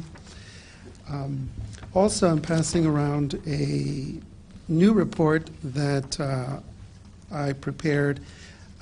Diane Marlin had several questions that she asked today, early this morning, and I believe that this report will answer most of those questions. One of the specific questions that was asked was exactly how many city tickets are we talking about, cannabis tickets that were issued in 2015, and the number is actually 57. And then if you look at table F2, it gives you what those city tickets are per year from 2010 all the way through 2015.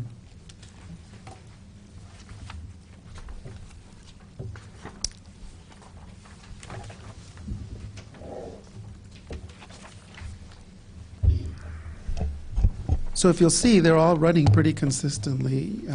2010, it was 51 tickets, and then in 2015, it was 57 tickets.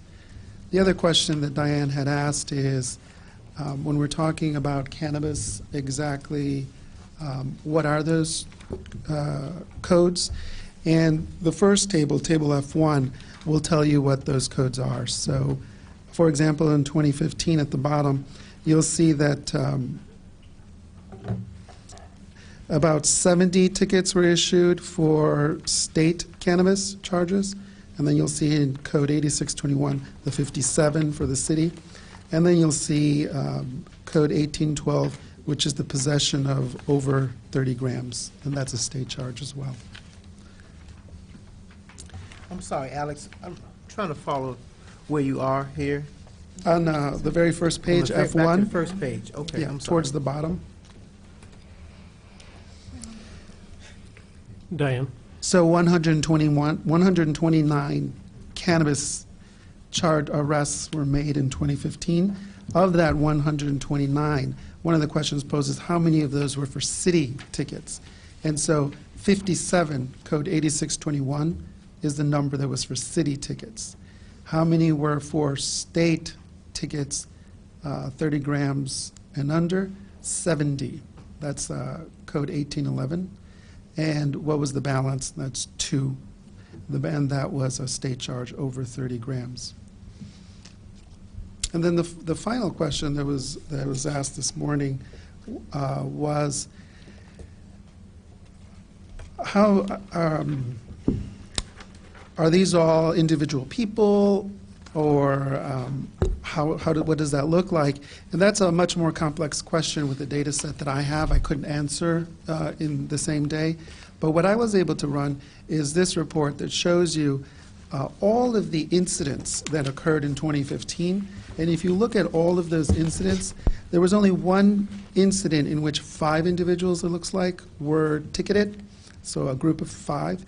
And then there is one situation towards the bottom, incident 865, where 4 individuals were ticketed. And then there were 3 incidents where a group of 2 persons were ticketed. So I just wanted to give you that data.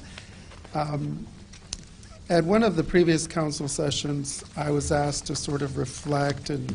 I'm sorry, Alex, I'm trying to keep up with you. Sure. You're kind of tight with your data here, so I'm trying to make sure I'm keeping up. All right, so the group of 5, you said, is where?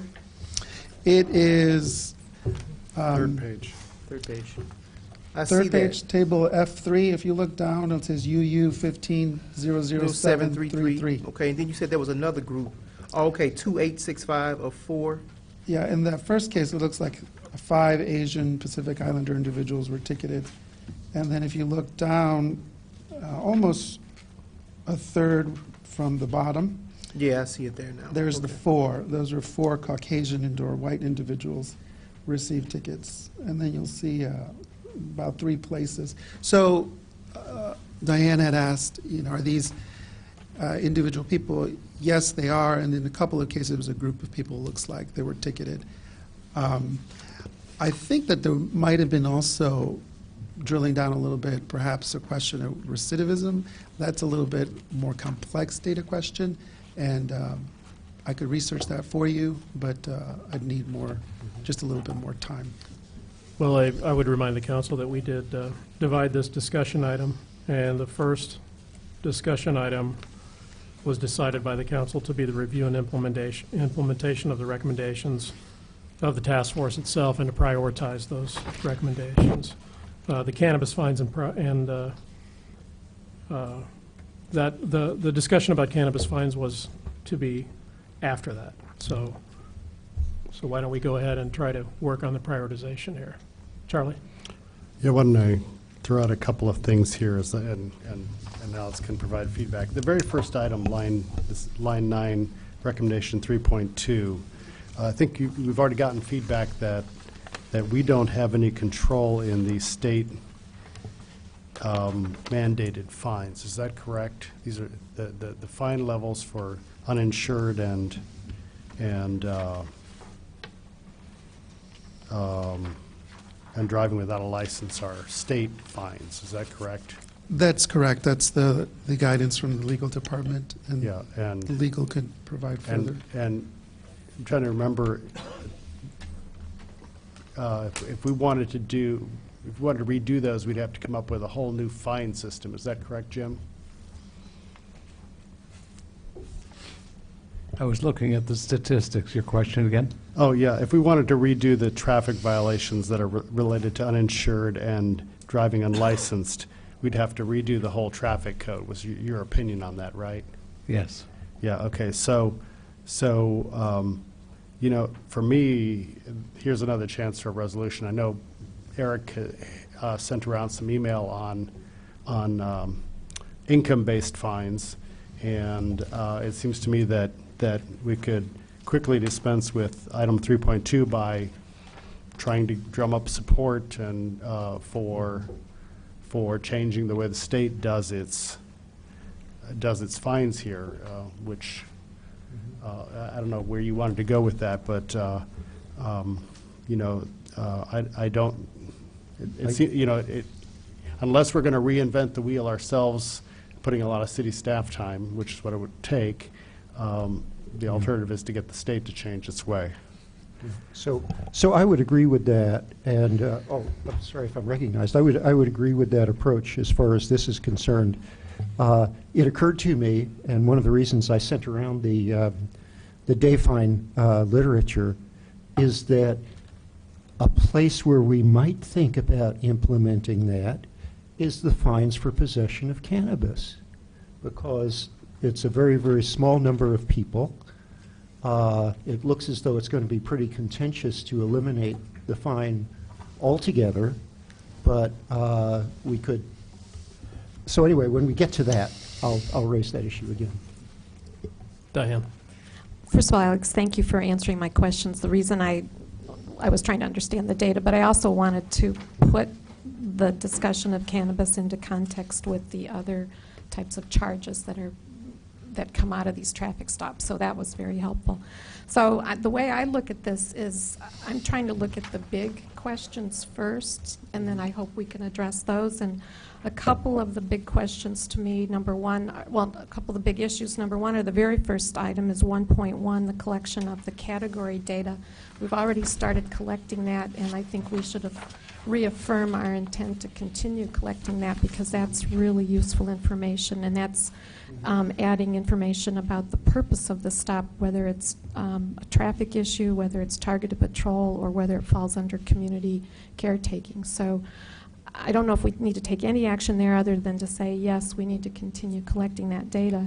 And then the big question in my mind behind all this issue is, you know, the purpose of the traffic stops, and in my mind it should be to promote public safety, whether we are deterring crime, whether it helps us solve crimes, whether it prevents accidents, or whether it helps maintain quality of life in the neighborhoods, however we want to define it. So getting at the efficacy of these traffic stops and evaluating them is, to me, probably the most important thing that I'd like to focus on, and that is actually item 1.3 and 2.4. Those both are getting at how effective are these traffic stops in promoting public safety, because otherwise, why are we doing them?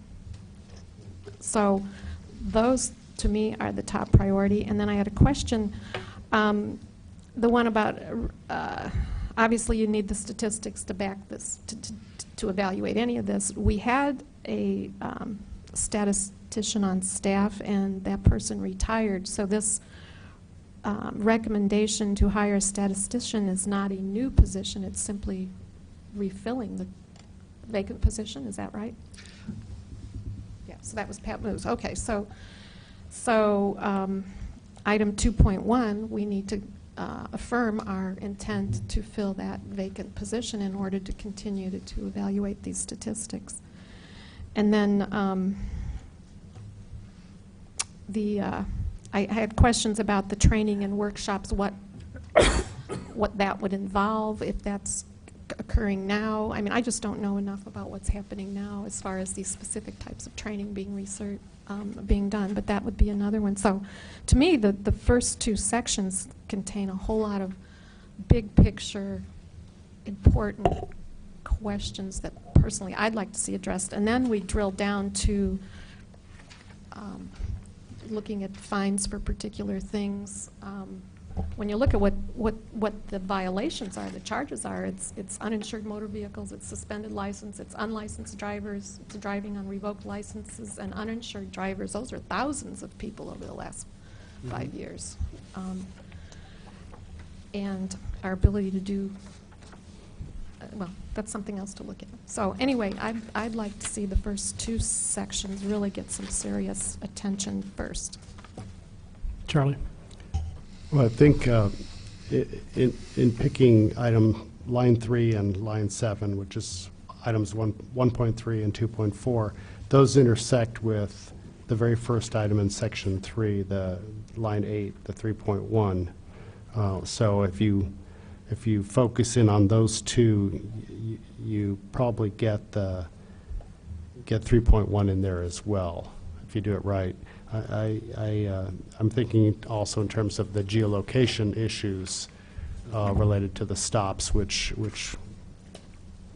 sort of come into the statistical aspect of this too. So I could see focusing on those 3 items first time around, and then, but I think at the same time that sort of could be done at one level, but some of the community engagement recommendations could start at another. So it could almost be a two-track type approach. Eric? So I want to make sure people understand the context of item 8. Because we had long discussions about that in the task force. So we recognize that there are going to be, just by virtue of enforcing the law, there's going to be more stops in high crime areas. And because of the racial distribution, there are going to be more stops of African Americans. So number 8 explicitly says that we are asking the police force to compensate for that by making a higher fraction of those stops be warnings rather than citations. So it's really analogous to, well, it is. It's a compensatory bias so that there isn't a net bias against African American drivers in terms of ticketing. So that's what I just want everybody, and I support that. I support that, but I want everybody to be aware that that's the issue there. Are you talking about line 8? I'm talking about item 8, which is section 3.1, item 3.1. Okay. Because it doesn't quite say that. So. Diane? Did you get into citations for specific types of things, or did you have? No, we didn't get into citations for specific types of things, but we realize that you're going to, if you live in a high crime area, you're going to get stopped more often just by police officers doing their job, and that's and that is a. Well, Alex sort of told me what the right phrase for this is. It's disparate impact, because just because of where you live, this is going to happen to you, and so we, so implicit in item 8, is that people should get tickets at a lower rate and warnings at a higher rate in those areas. The geolocation issue, yeah. Yeah, right. Bill?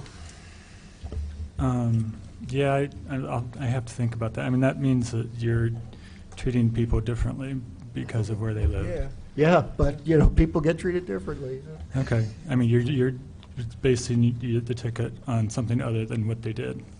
I mean, assuming now that you get a warning because maybe you rolled through a stop at a very slow speed and you get a ticket if you rolled through a stop at a faster speed, now you're saying ignore that and do it because of the neighborhood where you live. I think one way to get at that same idea would be to not escalate the ticket or the charge based on prior small arrests, small infractions. So if you get a ticket, well, cannabis is the easy example, because if you get a ticket for possession of cannabis and you had 2 grams, the next time if you have 2 grams, it shouldn't be escalated because you are more likely to get stopped in certain neighborhoods. So I would be completely in favor of that, somehow not escalating the charges based on priors. The other thing, it seems like it would be, it's harder to justify, I think. Charlie? Yeah, I think you have to be really careful with that kind of a situation too, though, because, you know, as a pedestrian and bicyclist, people rolling through stop signs in their vehicles, it's really dangerous. And I've asked for enforcement of particular intersections for just that reason. And so if people know they can get away with impunity rolling through a particular stop sign in a particular neighborhood, I couldn't support that kind of thing. I think that's, you've got to keep in mind that public safety is still number one here. Aaron? Seems to be moving around a little bit more than I thought it would be, so I wanted to make sure I didn't go overwhelmed. So You're not overwhelmed. I don't know how we got into rolling traffic stops or rolling stop signs as the focal point here, but because the issue that we're talking about addressing in Section 3, in 3.1, that Eric is raising, is that there's a disparate impact on a protected class of people. And that, I believe, at some point could end up in some sort of class action lawsuit against the city. And I think that we should try to avoid those types of situations by addressing these concerns that we have. It is no question as to whether or not there's a disparate impact on African Americans. And what's being proposed to give more warnings instead of tickets is quite reasonable, I think. So I don't know why this is turning into something else other than making sure we at least acknowledge that that's what this intent was to address that in 3.1. For me, I have some other comments about the cannabis stuff later, and I'll wait until that to that discussion.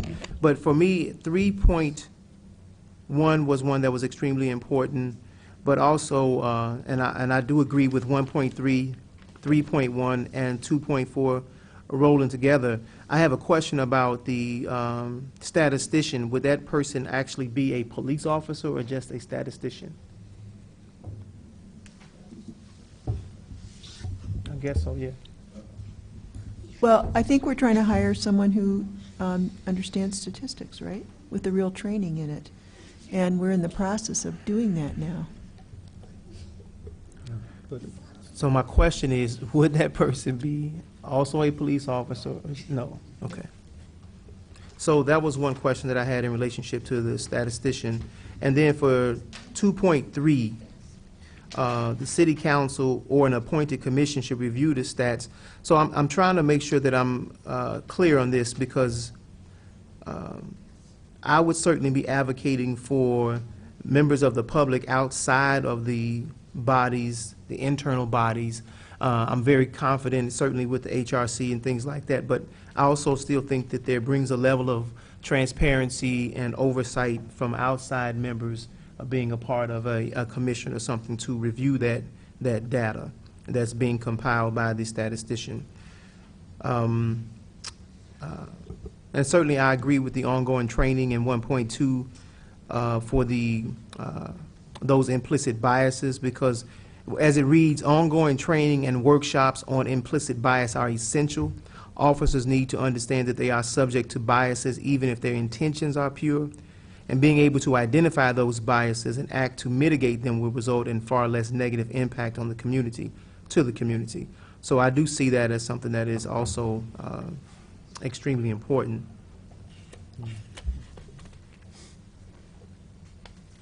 I think that was there something else I had here? I was just checking. No, I'll come back to mine. Eric? So I'll just make a comment on 1.2, because when I was in the federal government, we had very effective workshops. They actually imported actors to act out scenarios that involved issues of sexual harassment and discrimination against disabled people and so on. Now this would be a different context. This would be in the context of a police and civilian interaction. I wonder if a venue for these workshops might be the Police Training Institute. It seems to me that they have the expertise to do this. In fact, I don't know to what extent, and maybe, Chief, you could comment on this, to what extent implicit bias training is really part of the educational regimen at PTI.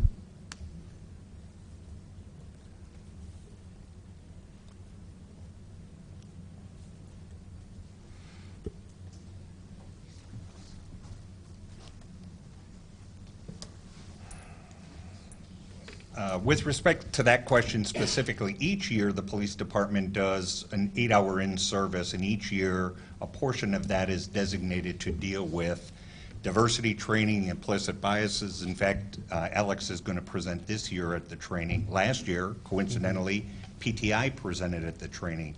The year before that, we actually hired someone from out of town, Andre Berry, who presented an 8-hour workshop or maybe 4 years ago. So each year we do provide that training.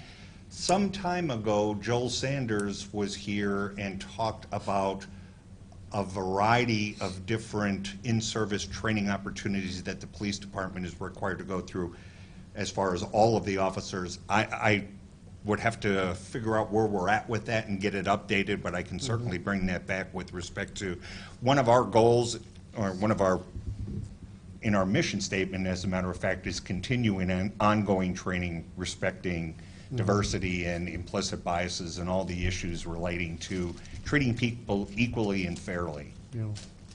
So I can bring that back? Yeah, I think that to be able to get a flavor for some of the materials, that would be great. Okay. Mayor? Yeah, I would like to say that the Police Training Institute is, one of their innovations was this role-playing. So they use that as part of their training. Right. And I'm on the Illinois Law Enforcement Training Standards Board. And I think that it's not only important for police officers, it's also important for the community. And I think what we have here is a need for the community to understand things from the police officer's viewpoint, as well as the police officers understanding it from the community's viewpoint. So I think that sessions for the public would be very helpful.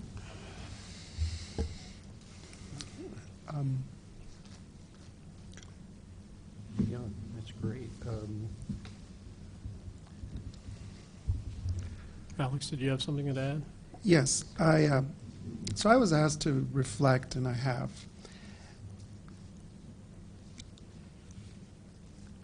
Law enforcement in Urbana is executing a very important responsibility to enforce the law. And one of the things that they must do, as all law enforcement agencies must do, is to exercise their authority with a profound respect for human rights and civil rights and community relations.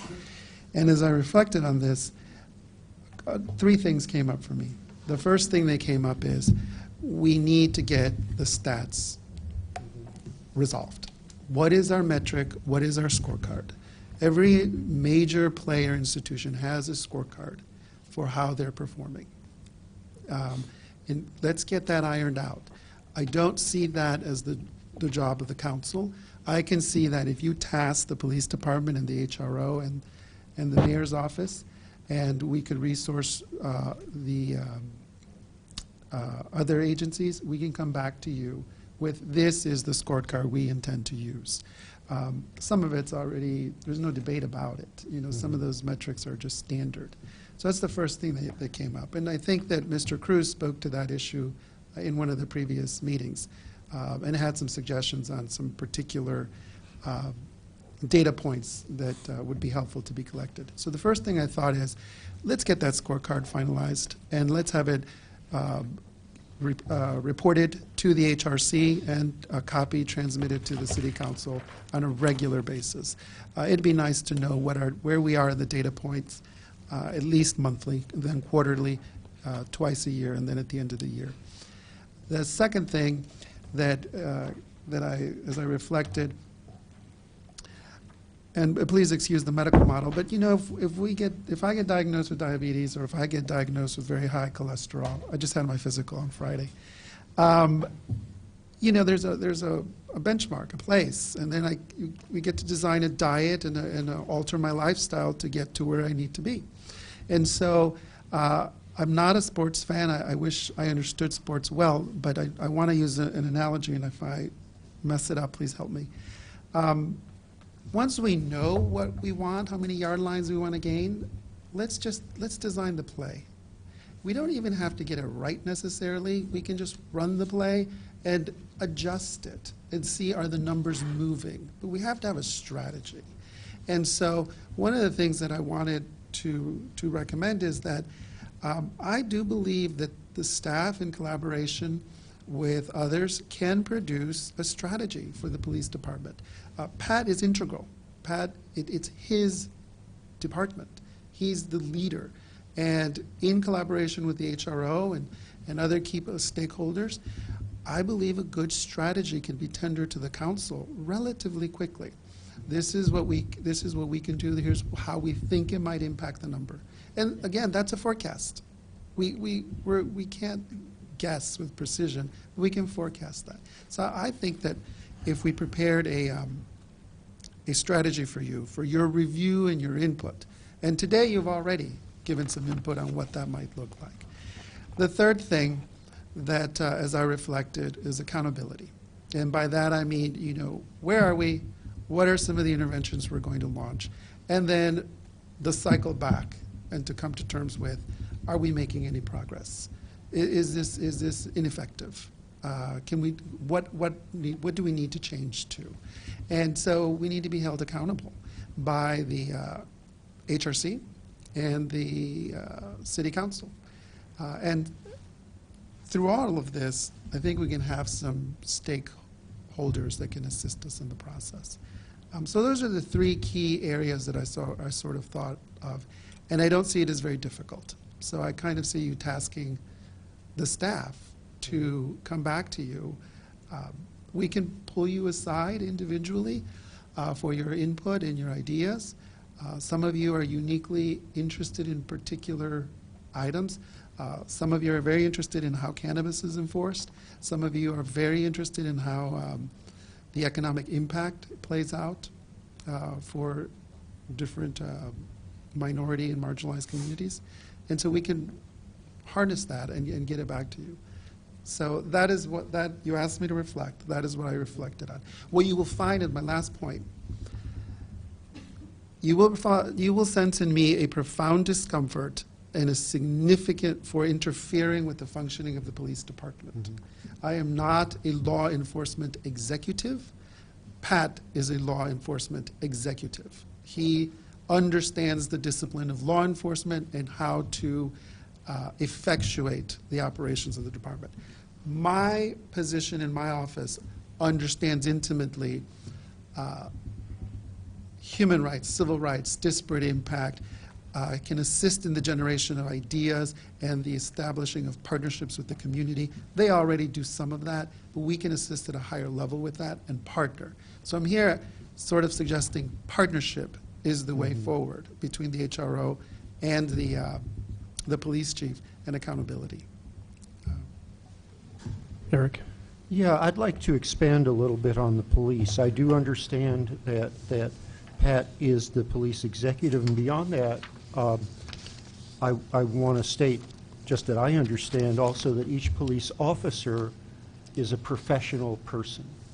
And I don't want to interfere with how a professional person does his or her job.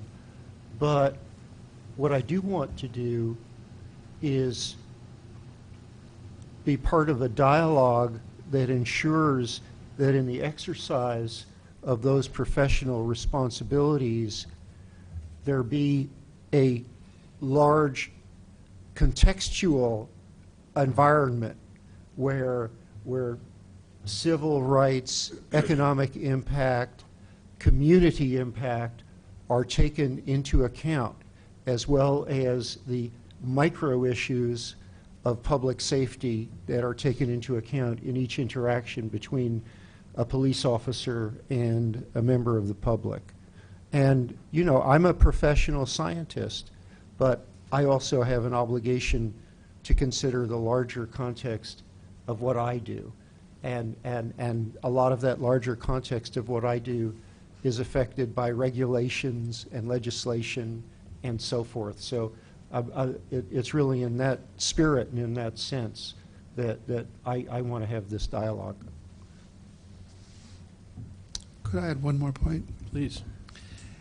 The presentation that was done a little earlier about where we might get to a micro urban community and the zero unemployment and the zero pollution and the zero. It was nice, but we're not going to get there. I'm glad that people said it's visionary. One of the things I like to think of is this. On this side of existence, we probably are not going to end poverty. We probably will not end disease, eradicate it completely, or disparities. What we can do is when we, again going back to diabetes, if we have a condition, which we have a condition, there's a difference between you're in a state where they're going to start cutting off toes and amputating legs and getting it under control and managed so that we're living with diabetes successfully. So we have a disparity, and it's something we wish not to have. We can reduce it. We probably will never get it to zero, but we can continue to reduce that number. So right now I think it's at 1.6 or something like that. To get it down to 1.5 and 1.3 and 1.5 would be really nice, and that's in traffic stops. And then we have a different disparity rate in cannabis enforcement. It's 5. A black man is 5 times more likely to be arrested and charged for cannabis, even though they use it at the same rate that a Caucasian individual does. So that's a different disparity rate. And it's very difficult to swallow that pill that we as a community have that. So if we can begin to move to get it, ratchet it down from 5 to 4.5 to 4 to whatever we can do and slowly decrease it, that would be great. So I'm a little bit of a realist in terms of consistent effort to reduce it is the big thing I want to impress. And then the other thing is this, that you know, in some ways, the law enforcement is the tip of the spear. It's that place where the contact with the public is happening. And I was mentioning to someone the other day, I had one accident a very long time ago where I saw it coming and I could not avoid it. And it was the most painful experience to go, oh my gosh, I'm going to strike this vehicle. And it went into like slow motion, like the Matrix. I'm like, I could just see myself skidding into this vehicle. And we collided. And it was an impressive moment for me that sometimes with these interactions, the way society is structured and all these issues that are going on, at some point, law enforcement in the community is ending up in these dynamics.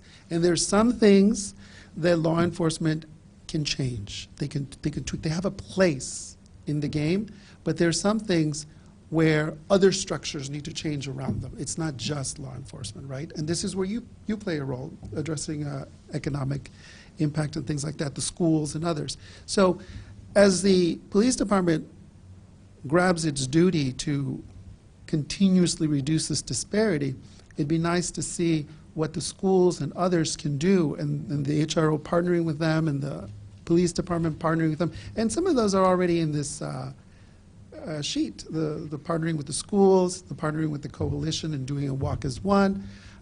There's a couple of training programs I'd like to offer in the community in terms of how to positively interact with the police. There are several African American ministers in prominent African American churches that are already doing that a little informally. It can be formalized. They try to teach individuals, here's how you relate to the police. And they're pretty stern about it. They're walking the talk. So I think there's plenty of partners and collaborators, but we need the leadership, the structuring, the playbook, the strategy. And I think I'm going beyond time, but that's all I have. So let me ask you one other thing. I guess both you and the mayor, how do you envisage the statistician to fit within the city workforce? I mean, the statistician will be doing things that are of great interest to human relations, of interest to police department, maybe other departments. I just wonder where it should go. I want at that table. That we need to. That's the scorecard. That's just defining how we're going to measure what's going on. And I think we can get there really quickly in terms of designing that scorecard. Some of it is even before the statistician. I mean, we have the IT director, Sanford Hess, has helped me pull some of the data. If we get in a room and start identifying what we need to measure, we can already, before we even hire the statistician, be halfway down the road. What the statistician, and what I think the statistician is going to be able to do for us is engage in that really high-level crunching that I can't do and others can't do. In fact, unless I'm mistaken, I don't even think IDOT does it. I think they collect all the data and they hire a firm for a certain fee and they produce the report every year. So it's the way I envision it, but as I learn more about it, it might change. That statistician, I would want them to identify what are the drivers of some of this behavior. What are some things that we can do different? What is the regression analysis, forecasting, all these other high-level things that I would have to go back to grad school for. Mayor? I think we are dealing with a much bigger problem than interactions with police. The biggest disparity beyond the traffic data disparity is the incidence of crime victims who are African Americans. So we are dealing with a very big social problem that involves everything from education to jobs and, then interaction with the police. But it's a very big issue, and I think we have to look at it in that broader context. Okay, so where do we go from here? So I guess what I'm hearing is that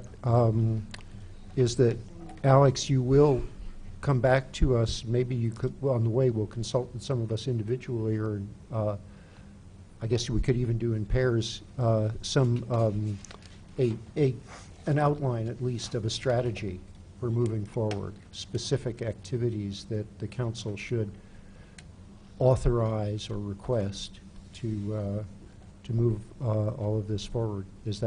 Am I reading that rightly? I thought that's what I heard you say, but I don't want to nail you with anything if that's not what you meant. I want to serve as part of an interdisciplinary team to come up with a plan for you as a council and get your feedback. But I don't know that I would share that. I, could co-chair that, but the police chief is an integral leader in that piece. I guess at the end of the day, I think we need to meet as a committee of interdisciplinary partners and identify what can be done, how fast can we do it, and get a plan back to you. So an implementation committee that actually would be the follow-up of the traffic stop task force. The traffic stop task force stopped at the point where we said, hey, you guys ought to do this, this, this, and this. And now this is the group that would say, okay, here's how specifically we're going to do it and how it should be prioritized. I think that would be helpful. Charlie? Yeah, I guess I'll extend that. I think the formal request from council should be something along the line of requesting the police, the mayor, and HRO pursue the strategy that's been outlined with the feedback that they've gotten tonight. But at the same time, I think the idea that we should also take a careful look at the list and provide some feedback and prioritization of that, which I started doing today, is important. I don't know if Dennis is willing to collect that as the scribe here for our feedback, so we can get that and provide that as feedback to the mayor and to get this group going. Sure, I could do that, but I am not really a statistician, so how It's to not statistics, interpret- it's just collecting the responses here. Sure, I can do that. So I guess, I think that's where I'd like to go, and then I'd like to I think the other piece of our request is that we keep this as a monthly item. So every other committee meeting, it would show up to see where things are going. And then we can iterate, too, because one of the issues is we don't want this to go off for 6 months and then come back to us as some kind of done deal. And do you want to collect the data? Do we want to rate this as like from a ratio of like 1 to 3 or 1 to 5? How important is this particular line item to you? Do we want to give a rating scale? The chart says 1 to 5 here Okay. in step 3. So, is it essential? That's your first question. Some of this is stuff that's already happening, too. So actually something I wanted to request is if there are things that are ongoing, already in process, those should be indicated to us so that we can sort of they're being done. We don't need to rank them. Mayor? Well, I was in DeKalb with the P20 Commission, which is looking at education in the state of Illinois from early childhood up through adulthood. And they had adopted in a neighborhood that had a lot of crime, a very comprehensive look at the whole picture: education, access to medical care, social services, and they had what they called a safe house, where they had police officers that were there during the day, and people could come and get referrals to services that were going to help their family. So I think it's wrong to just say we're only going to deal with traffic stops. I think traffic stops are one thing, but we have a big social problem that a group of people are, not being offered the opportunities, and they end up in jail. We have to look at the whole system, and there are communities that are doing that. So I don't think we should only focus on traffic stops. Eric, and then Aaron. If we don't focus on traffic stops for now, I completely agree that traffic stops are part of a larger network, in a larger environment of issues. But if we don't focus on this issue and build very explicitly on the work of the traffic stop task force, then we're really wasting a tremendous resource. I think we have to focus, and I'm not saying that these other issues aren't important, and maybe we can do those in parallel, but there ought to be one activity that focuses on the recommendations of this task force and on implementing those recommendations. Aaron and Diane. So, my understanding is that we're looking at the worksheet for prioritization and recommendations. And we're going to take this back, look at it, and then turn this information in to the mayor, to Dennis. And then we will meet and have maybe dedicate a committee of the whole or some discussion time to prioritize those, right? In a public meeting? Yes? Well, I No? think it would have to be in a public meeting, and I'm then pursuant to that, then Alex and Chief Connolly and the mayor and others would be involved, correct? Yeah, Alex, the reason why go I'm ahead. raising this is, I'm sorry, Alex, is because if that's what we're going to do, then we spend an awful lot of time going around and around on this if we're going to actually dedicate a meeting to it anyway. So I think we could move on to the second half of the discussion. I don't know if this helps, but consider it. I just finished doing this with the Human Rights Commission. I asked the Human Rights Commission for their feedback on 4 key areas: ordinance enforcement, community relations, criminal justice, and board development. And I created a Survey Monkey and a questionnaire, and they all got online, and they provided 5 ideas for each of those areas. And now they're going to be looking at what are some strategies they can implement in each of those 4 pillars. So if you'd like to cut down on extensive work for Dennis, I can load all this into a Survey Monkey and email it out to you, and the computer will ask you questions, and you can rank them, you can give your idea, I really like this because this is really important to me, and it'll tabulate everything, and then I'll send the report to Dennis, and then he can send it to everybody else, if you'd like. I think that'd be great from my point of view. I think that would be super. I think it'd be really effective. Diane? And then just so I make sure we're all on the same page, the overall umbrella that we're all operating under is that from this point on, we're beginning a concerted effort to reduce the racial disparity in traffic stops. Yes. And I love your approach of focusing on getting the stats underway and the scorecard developed on setting a goal or the benchmarks we want to reach, and then the interdisciplinary team drawing on the expertise that we have on our staff to develop a strategy, and then you come back to us and run that strategy by us and get our feedback and input, and then underlying all of it is accountability and transparency throughout the whole thing. That sounds like a great plan to me. And Pat's right here. Yes. Even though he's not right here right now, but he's right here. He just doesn't want to stay there, though. Yes, absolutely. Dennis?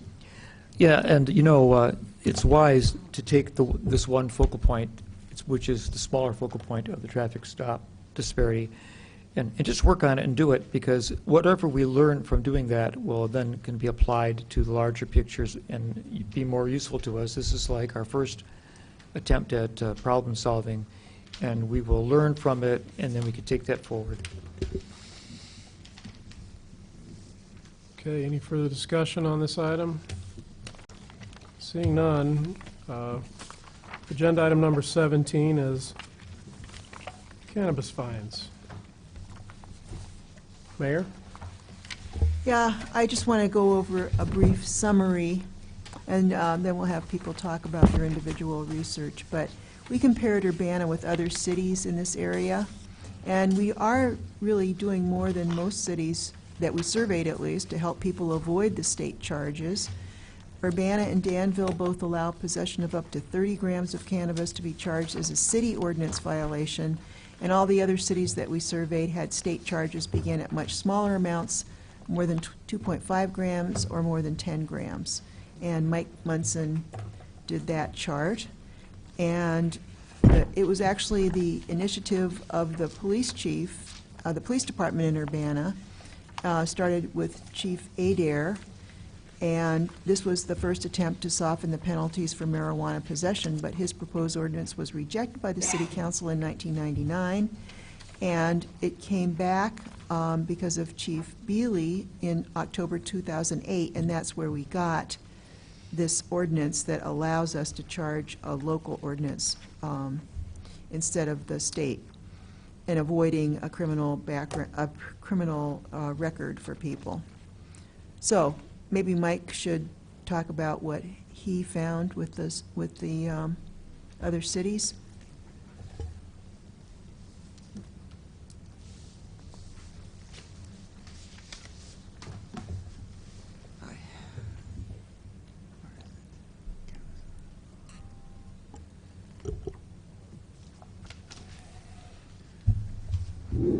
So this is the chart that I emailed most of you. I surveyed these cities. I talked to city attorneys or the administrative assistants, or I looked at the city code, or sometimes both. I just think it's a good idea to get context, what other cities are doing, and you can figure out where you want to go from there.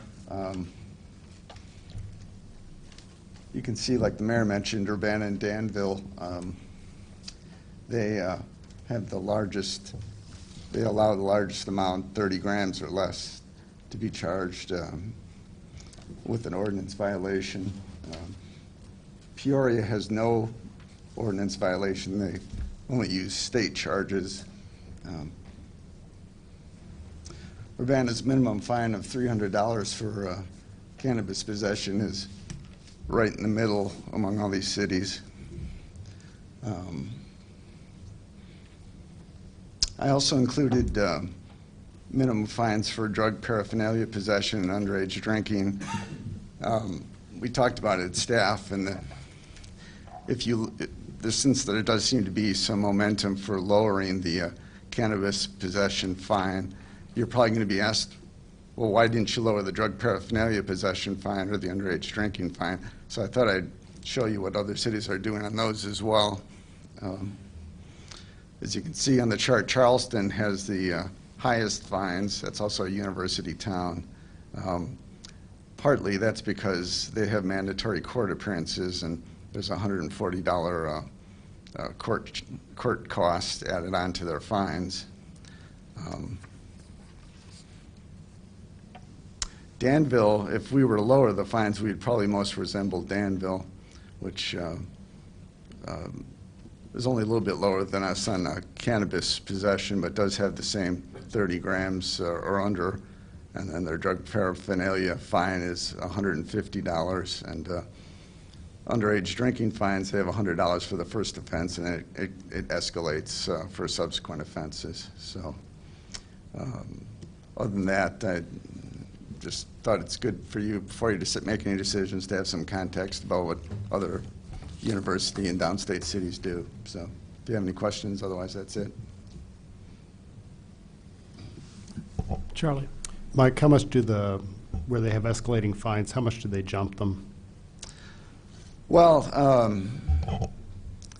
I don't have those. Charleston obviously about doubles it to go to $745. I think in some cities, like Normal, I think it was at least $100 more. It might even been more than that. I don't have them in front of me here, but some of them do. Danville's escalation, I don't think is that high. I think it goes up to like 175 and something like that, but I don't have them in front of me. Aaron? So, Mike, I appreciate you doing the homework on this as far as finding out what other cities are doing. Since this discussion is taking place in the context of disparate impact and of African Americans, do you have any data that shows what these cities look like for African Americans? Only anecdotal. I've heard from the police that underage drinking, there's no disparate impact there. Drug paraphernalia, I don't know. There aren't that many drug paraphernalia tickets written. It's even lower than cannabis possession. So, but I'm not sure the racial breakdown on that. Any more? Well, I mean, I just think that was a crucial component to this. If we were going to bring some other statistics to show what other cities are doing. If you would like that information next week, we can get that. Okay. Yeah. Okay. Eric? Yeah, I mean, I'll just echo Aaron. This discussion arose in the context of racial disparities. So if there's no racial disparity in fines for underage alcohol drinking, then it's a totally different issue and not relevant. Okay.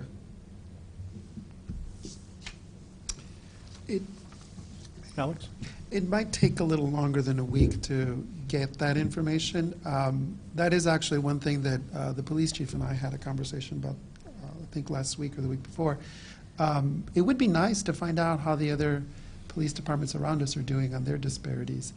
We'd have to enter into a collaboration with them and see if those chiefs of police would be interested in having us compute those numbers so that we can see how we're stacking. So we might need their help to get that data. And then once, if we did get it and got it, it'd take a week or two to tabulate all that data. Well, this would probably be more appropriate to come back to a committee of the whole anyway, correct, as a discussion item. Eric? Yeah, I'll just toss one more thing in here, and I sent around to everybody last night. Probably no way you would have had time to read, at least read thoroughly, 3 documents about day fines. But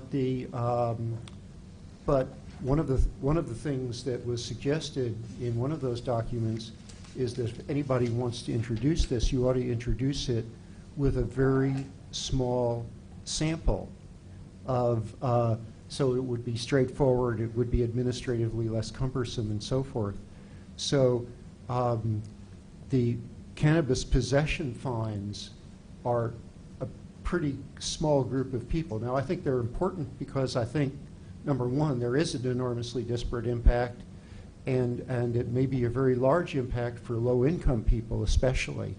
So there's a racially disparate impact, but there's also an economically disparate impact. For some people, $300 is a lot of money. So I'd like to include in our discussion, so for example, you might say, well, it would be half a day's income, or whatever, 3 hours income. Well, whatever, but it would be very, very different for a minimum wage worker as opposed to a professor or a business executive, and maybe it should be. University administrator, especially university administrator, the football coach. So so I would like to include that concept in these discussions, especially because I understand we have legal opinion that they're, taking the fine to 0 might be legally problematic, but if we did a day fine concept, it might be close to 0 for people who really couldn't afford the $300. Charlie? I was going to, maybe Bill knows this better than I do, probably does. I mean, nationally, we know it's disparate. That's the ACLU study and has lots of statistics on that. So we know it's an issue across the country. So we should just start dealing with it. Bill? Yeah, I like the idea of extending the time to pay whatever we end up with, whether it's a day fine or a smaller fine. I think extending the time from, it's currently 2 weeks, I think 4 weeks is reasonable. And I was wondering also if we could consider if having some kind of payment plan where you could maybe not an extension, not ask for an extension, but just a plan where you would pay it off with regular payments over even a longer time, which wouldn't, I don't think it would be an extension. I think it could be arranged maybe as an automatic extension. If you pay half in the first 4 weeks, you have an extra 2 weeks to pay the other half, something like that. But it's just something that we could consider spreading those payments out a little bit for not just cannabis possession, but really probably most of our fines we could probably do that with, and that would help with the impact. Mayor?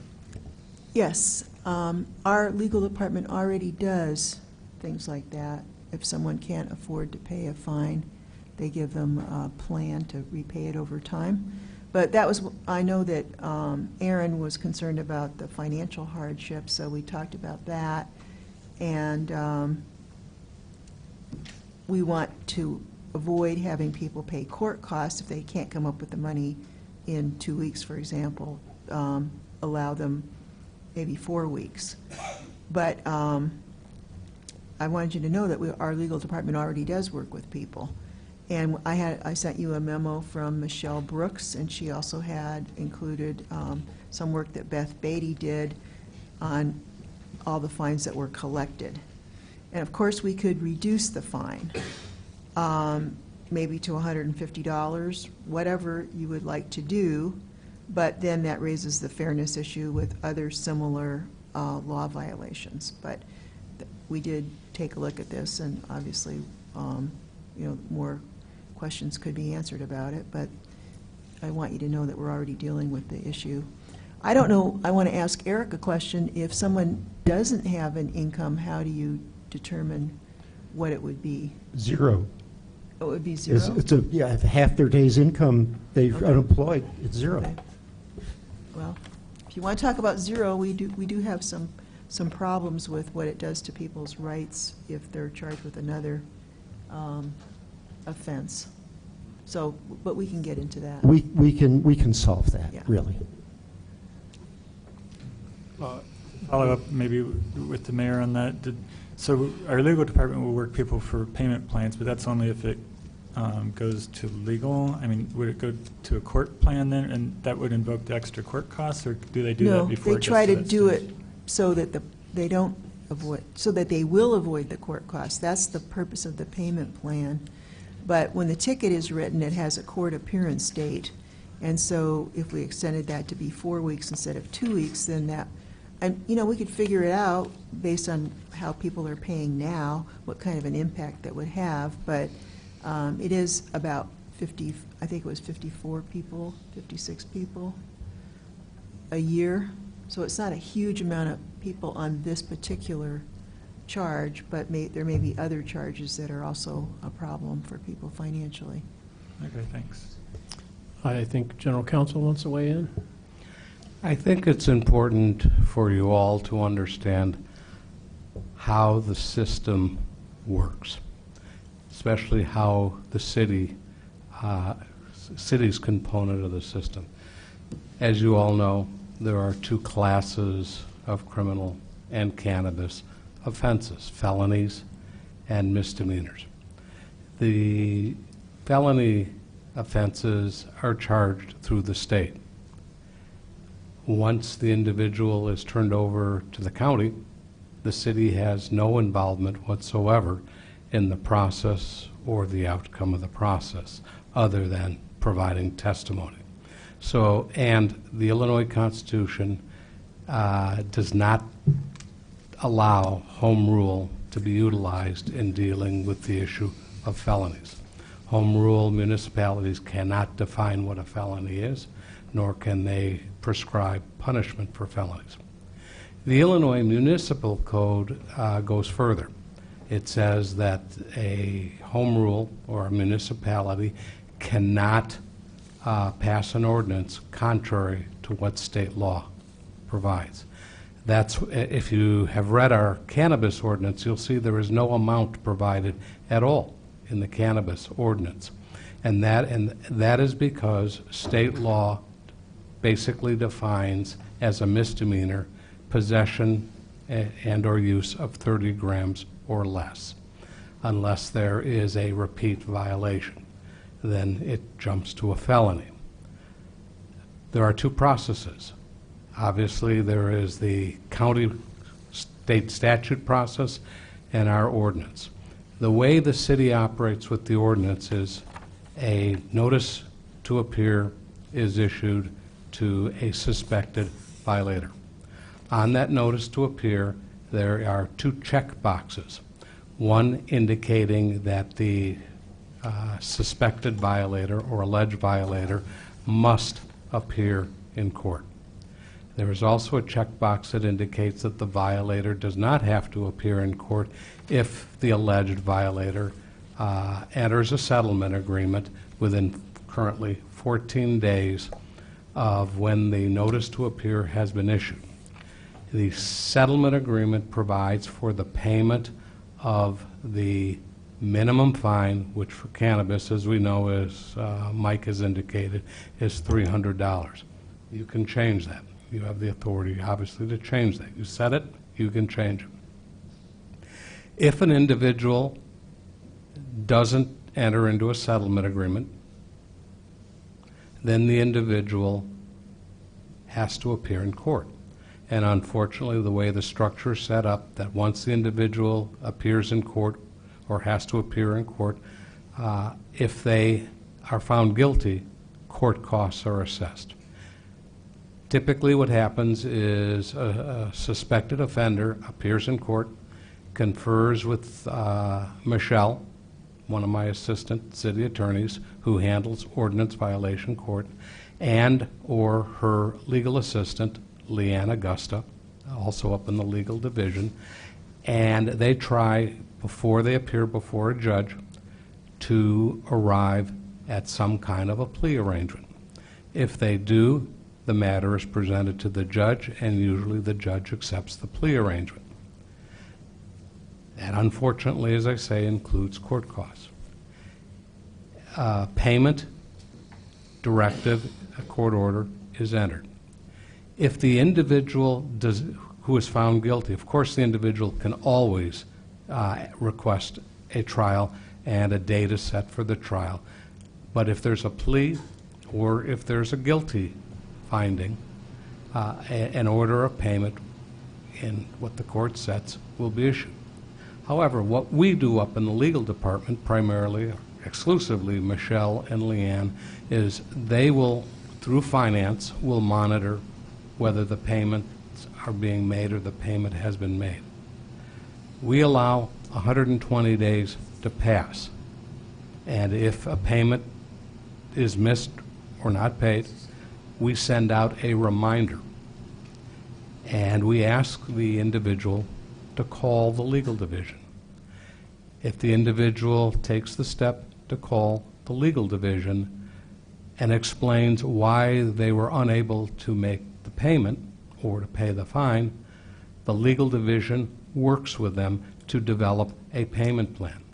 And depending on the individual financial and personal circumstances, it could be a family problem, it could be, a job termination. A extended payment plan can be entered. Some of our payment plans run as much as $10 a month and extend for a number of years. If the individual chooses not to contact the legal division, then the matter is brought back to court on a rule to show cause, and the individual is notified and presumably appears, and the judge deals with it. And if the individual indicates the problems why they were unable, again, a payment plan can be entered as a court order.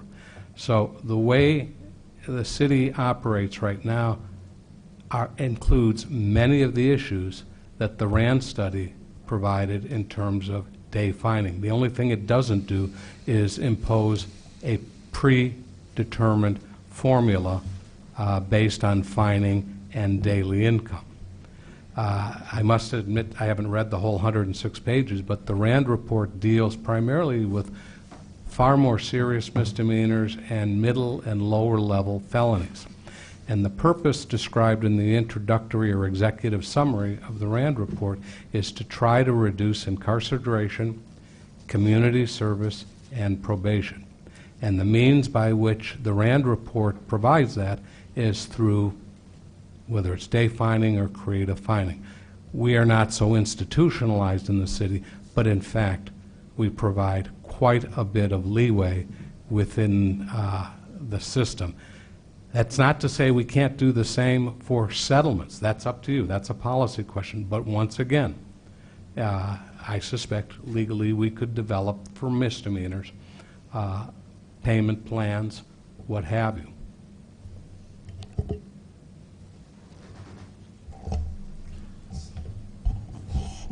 Aaron. Yes, so thank you for all of that context and understanding of how that works. I did learn some things about there's extra costs on top of the $300 cost. So, sure, I'm concerned about the economic impact and various other things. But first, I wanted to offer some context because we get into this conversation, we get into the weeds of the conversation, and we forget that really what brought all this on was the task force data or the data that's turned in by Urbana or these other police agencies that clearly show that African Americans are being stopped way more than everybody else, or a disproportionate rate than everybody else. So we dig a little bit deeper and we find out, we also find these other glaring disparities that exist. So I just want us to really think about that is why we got into this conversation, right? So all this stuff about different ways to pay it off and all that kind of different stuff, we're still not addressing why this is taking place, how do we address that particular piece as well? So we're not just talking about how to pay it off. We're not just talking about economics. That is a crucial component of it, but we're still not getting to the real issue as to why these disparities exist, right? So that's one thing. That's just want to keep that in context. So when we deal with cannabis in particular, and the proposal or that I'm bringing forth, that I've said to the chief and I've said to other people, is that if this is indeed true, and it is, that we're having this disparate impact, and what I'm proposing or what Alderman Jacobson is proposing or whoever's proposing doesn't seem to be rational, then what is the proposal from the police department? That is rational. But to say that mine is irrational and that the other things don't make sense, and then to not make a proposal to address this disparate impact, that leaves us at some sort of standstill, right? And that furthers the claim from the community and the community relations that there's racial bias that is actually taking place here. Implicit bias, I guess, is the new politically correct term to use. And I can understand that, right, that there's some implicit bias.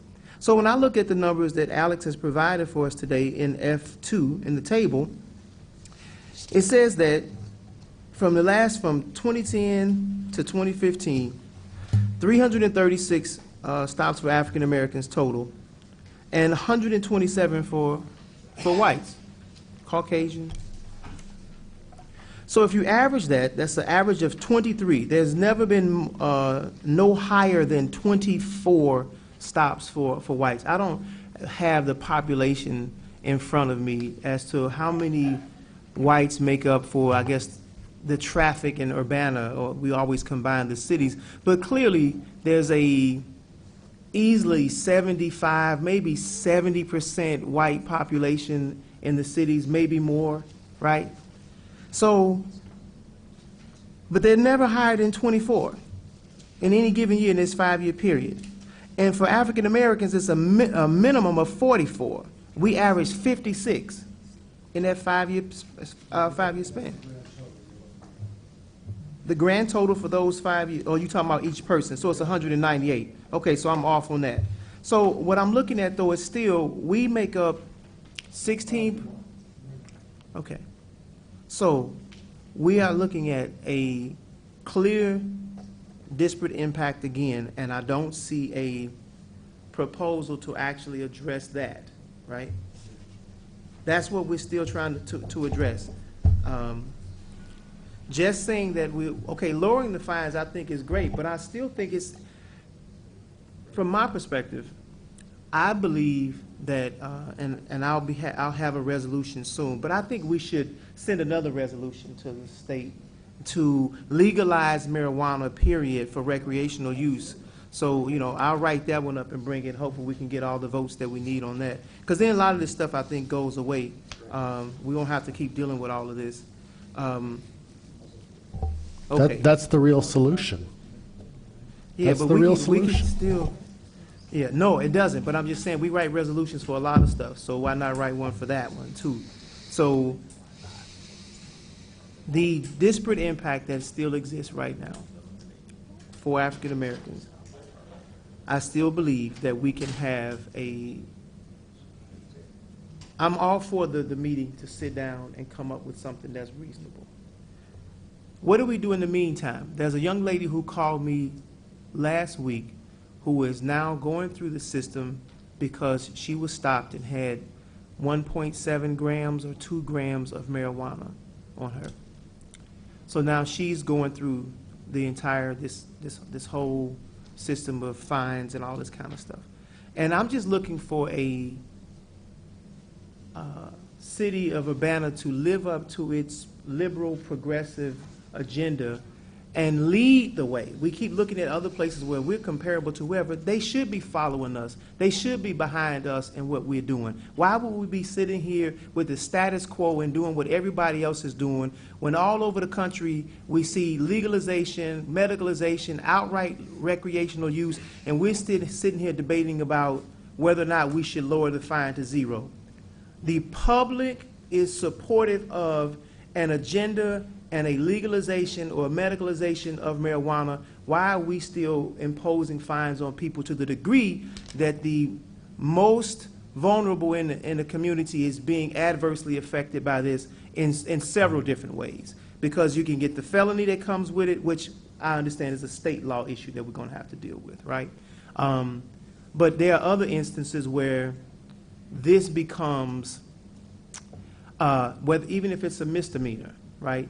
There's drug testing that goes into it. People, you lose their jobs, all these different things that go along with this. So I'm just saying that I believe that there's a way for us to approach this that does not impact any of the citizens, not just African Americans. I don't think we should impose these outrageous fines on anybody for the 30 grams or less that we're being that people are caught with. Now, sure, we can argue about lots of different things. Personally, I think there's some ways that people can behave different. Sure, I'm open to that. But this is, for Urbana to be having this conversation, I find it to be way behind the times, and we should be leading the way, not following everybody else. Alex? I believe that you can motion to reduce it to whatever you want except for zero. So $1, $5. And I'm not qualified to go into the legality of, Jim could, but there's legal issues why zero cannot be the number. But, you know, I think it has to be like $1 or $5 or 99 or whatever you want to come up with. I just want to make sure you understood that. Well, I got 5 on it. I motion that we reduce the fine to $5 for 30 grams or less. Charlie? As tempted as I am to second that, the couple of questions here, but like I said 2 weeks ago or last week, prohibition doesn't work. And I look at states like Colorado that are reaping the tax benefits of legalization, and probably, you know, if you legalize it, you can take some of those tax benefits and use them to deal with the same thing that we deal with people who drink too much and people who gamble too much. You know, you find programs to address the people who can't control themselves.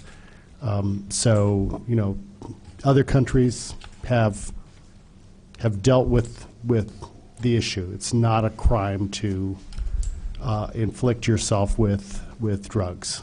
Okay, it's a libertarian issue. Very clearly, it's just, you know. So I totally support the real solution being legalization.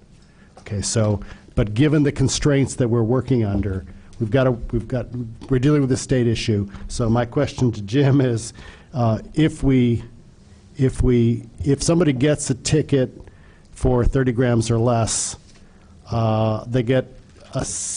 they're found a second time. What happens the second time? Can they still get the ticket, the city misdemeanor, or are they required, or is the police department required to charge them under the state? The way I believe we have been doing it is if it's under 30 grams, it's not and let's say there's a conviction under the ordinance, it's not a criminal conviction. So I believe, and I think you'd have to ask Pat this, for a second violation, I think they issue a ticket. Yes? No? Well, it's not simple. It's not that simple. I guess what happens the second time? That's my big question. When the law was when the city ordinance was introduced in 2008, it was designed to do 2 things. Reduce jail overcrowding, which the city was dealing with and we're still dealing with today. And more importantly, it was designed so that first-time offenders, those low-level possessions, were not being introduced into the criminal justice system so that they would, you know, have, quote, a record. In other words, the state of Illinois, it would impact their job performance, it would impact potentially their education, their future education. For all those reasons, Chief Bealey and Chief Adair prior to that requested that we consider a city ordinance so that we could address it at a lower level. In 2008, that city ordinance was implemented, and As a matter of fact, when I was asked tonight, I didn't think I was going to present, but I did break down, Charlie, with respect to your question. In 2015, we had 149 cannabis-related events. Of those 149 cannabis, now some of those were heroin and guns and a whole lot of other stuff, but of the 149, we had an event, 2 events, where a person was issued a city notice to appear for a small amount of marijuana on 2 separate occasions throughout the year. 8 people total received multiple contacts by the police, but a lot of those involve state charges, all of them but one. So the long drawn-out answer to your question of can a person receive a second notice to appear for a misdemeanor amount under the city ordinance, the answer is that happened on 1 occasion. So when the police make the determination, they develop information based on the totality of the circumstances. They gather all the information that was involving this particular event, and they have several options then through their discretion on whether they take it the city ordinance route or whether they take it the state charge. And again, the totality of the circumstances dictate that for us. So it's difficult to say without looking at every 149 events and breaking those down, how we would arbitrarily say in this 149 situations we're always going to use this remedy, because it's not that simple. You have to consider all of those factors in aggravation and some of them in mitigation, as the state does with the state charges. Yeah, so we have 129, of which 70 were charged under the 1811, the state charge, and 57 under the city misdemeanor 8621 charge here in this table. You know, and in other years, it generally tends to run almost 50-50 to, you know, leans more towards using the state charge than the misdemeanor charge as you look through the list. Yeah, so I can tell you, saying that the totality of the situation drives it one way or the other. Correct. And I can tell you that as a matter of police department policy, if a person merely gets stopped with a misdemeanor amount of cannabis for their first occasion, that they are issued a city notice to appear. I mean, it reduces jail overcrowding, it keeps the person out of the criminal justice system. Now, if 2 days later they encounter another situation and the facts of that case, based on all the information the police officer is dealing with at that time, says it now warrants, maybe there was a physical altercation, maybe, I can't even give you the hypotheticals. The police officer will then, based on all the information that the officer has at that time, make a determination what direction to go. In 2015, of the 149 events, 56 of them were cannabis cases only, no other cases involved. And of that 56, one individual received 2 of those citations. Okay. Now, one could have been in January and one could have been in December. I don't know the details surrounding how or why that individual received that particular city ordinance violation in lieu of the progression. Eric? That's very helpful, and I'll second Aaron's motion. I had a question for you, Chief. In a situation where we see the number of traffic stops or marijuana involvement, where it's clear that African Americans are indeed receiving these charges or these tickets more than anyone else. When we're thinking about public safety, I'm just putting myself in the shoes of a police officer, and I'm thinking about public safety. I'm thinking about police and community relations, as well as doing my job as upholding the law. And I am given discretion and autonomy as an officer to apply all those things as I go about my professional business that day. And I'm sitting on the little side street on Lincoln Avenue where the park is, and I'm clocking people, and I'm noticing that maybe I've stopped, 10 people. And I noticed that 7 of them are African American, and the next person I stop, I say, you know what, they wouldn't go, I can use my discretion up to a certain point, right? Right. So as long as this person is not speeding beyond a certain point, I don't know what the threshold would be, then the officer has the ability to use their discretion to give a warning, right? Correct. So that same, I guess I'm asking, how much can they factor in legally that we're conscious in the Urbana Police Department that we have this disparate impact on African Americans, so I'm going to be very conscious of that when I'm dealing with African Americans, and I'm going to maybe take a 50-50 approach now with dealing with them as it relates to marijuana, 30 grams or less or something like that. I guess I'm reaching for some sort of solution, but I really don't think that I can think through all of the different scenarios. So this is why I keep coming back saying that I would like to hear an actual proposal from you to address this particular issue that keeps coming up, but I still haven't heard that. So that's why I'm... Just so I understand, my understanding of the IDOT Traffic Committee, the year and a half that Eric Jacobson and others spent on that committee, was to ask the police department to get as much information as possible, statistical information. I opened everything to them. Paul and I had recurring meetings. Paul is the statistician that provided for that. The committee met for a year and a half. Andy Charles sat on that committee. Andy is the sergeant that is responsible for, not only was responsible for our K-9 unit, but also our field training program, so he really had a great overview of police procedure and policy and tactics for the committee when they had questions about that.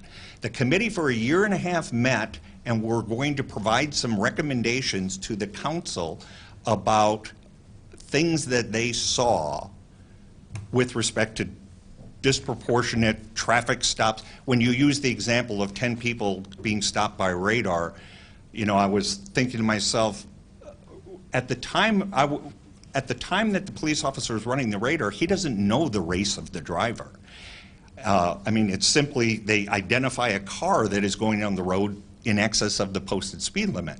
So they stop the car. In many of the cases involving the traffic stops, as an example, when a police officer stops someone for speeding and they walk up and they're overwhelmed by the odor of cannabis, I guess the fundamental question is, are we enforcing state law or are we not? And I understand that you want to get the state law changed, but as it sits right now, the state law says that it's illegal to possess and to drive and to sell cannabis. So I don't know, I'm hoping that Alex and I and the mayor can sit down, we can look at the recommendations. You ask me every week, what are your solutions? And yet I haven't even been provided with the remedies. We haven't even talked about what are the recommendations and how do you want to prioritize them. And I guess so I'm waiting for this year and a half long traffic commission that studied this topic to present recommendations, and now it's time for us to digest that using Alex and the mayor, I'm assuming from what I heard tonight, to sit down and say, now let's move in the direction we're going to move forward. But I can't in good faith say, police officer, because this individual is African American, don't write them for smoking marijuana, but write the white person. Or don't write any of them because the state law currently says it's illegal to drive under the influence or even to possess cannabis. So that's, I don't know what answer you're looking for, but that's the best I can do at this point. Well, state law also says that you're not supposed to speed. So again, we talked about this before. If the officer has the discretion, even when the individual is proceeding at a rate that exceeds the posted speed limit, right, up until a certain point, the officer has the right to issue a warning ticket, right? Yes. So that even when an individual breaks state law, an officer has the right to not give them an actual ticket. They can give them a warning. And I'm just asking, if that applies to speeding, why can't that apply to marijuana? Well, I guess because I think that the threshold has to be somewhat realistic. To say that you're going 2 miles over the posted speed limit is not like saying, why not allow people to go in and just steal a candy bar because it's less than $1, but if they stole a package of meat for $15, then it's more serious and there's a threshold. No, I want to make sure that I'm being clear, because I'm operating within the confines of state law, that 30 grams or less can be a ticket. Actually, it's less than 30. Okay, but so yes. 29 or less. Right. Okay, so 29, if we don't count the bag, because it weighs a gram, but we won't get into all of that, right? Yeah. So, anyway, the conversation is that 29 grams or less, it can be a ticket or a warning. Yes. It can be. So I'm just saying that we're not talking about ignoring state law, right? Or if we are, then we're talking about it in the confines or in the context of ignoring it even when an officer gives a person a warning ticket. I'm doing 72 and a 65. He pulls me over and says, or she pulls me over and says, hey, slow it down. This time I'm giving you a warning ticket. Right. And again, it's got to be the totality of the circumstances based on every event. We couldn't arbitrarily say, as a matter of policy, that the first cannabis contact is going to be a verbal warning, because it could be involving cannabis, as I showed, in the end of February, where a firearm is also recovered in lieu of that search, or heroin and cocaine were recovered in lieu of that search, or the person was in possession of cannabis after battering his or her spouse. So, I mean, there are so many variables that we can't just say we're going to ignore the cannabis, because the cannabis is still a state violation at this point. And I don't know why, it just seems like you keep coming back to that I'm saying ignore the cannabis. I'm not saying ignore the cannabis, right? I'm saying that within the discretion of an officer acting in their professional capacity, whatever the situation may be, right? You could stop a person for speeding, doing 7 or 8 miles over the hour, or 3, right? And you find alcohol. Do you have to give them a speeding ticket and an open alcohol in the vehicle ticket or a violation? Or does the officer still have discretion to say, hey, I'm not going to worry about the speeding, I'm just going to deal with this other issue? Yes, the officer certainly has that discretion. So I'm saying, why can't that exist in a marijuana situation? Even if you find heroin or cocaine or a gun, why does the person still have to get charged with marijuana? Well, again, each situation is different. There have been many occasions where the police department encounters a person walking down the street smoking a blunt, and they say, Jimmy, you need to do yourself a favor and put that out, or the next time there are going to be consequences. Given the totality of the circumstances, the police officer has 7, I could give you so many examples of how a police officer has to have discretion and balance the needs of the city with the calls for service and the pending calls and what's going on throughout the community at that time. Obviously, in the middle of a shooting event, and a police officer knocks on the door and there's a loud party situation and they're confronted with the odor of cannabis, the police department isn't going to contact a SWAT team and enter the home and issue a city ordinance for the cannabis. They're going to have to balance the needs of that with the circumstances, and the police department does that now. So I can't just arbitrarily say, as a matter of policy, we're going to do that in every event. We can do it on a case-by-case basis, which we have done and will continue to do. So when we look at the number of each year after year after year, that more African Americans end up in this position of, even given the ratio of our population and stuff, we still end up bearing the brunt of the charges, whether they're state charges or whether they're city charges, right? And so I understand that you're waiting on some information to come back. But as we talk about leading a particular department or leading on this issue, this information has been available to the Banner Police Department for years, right?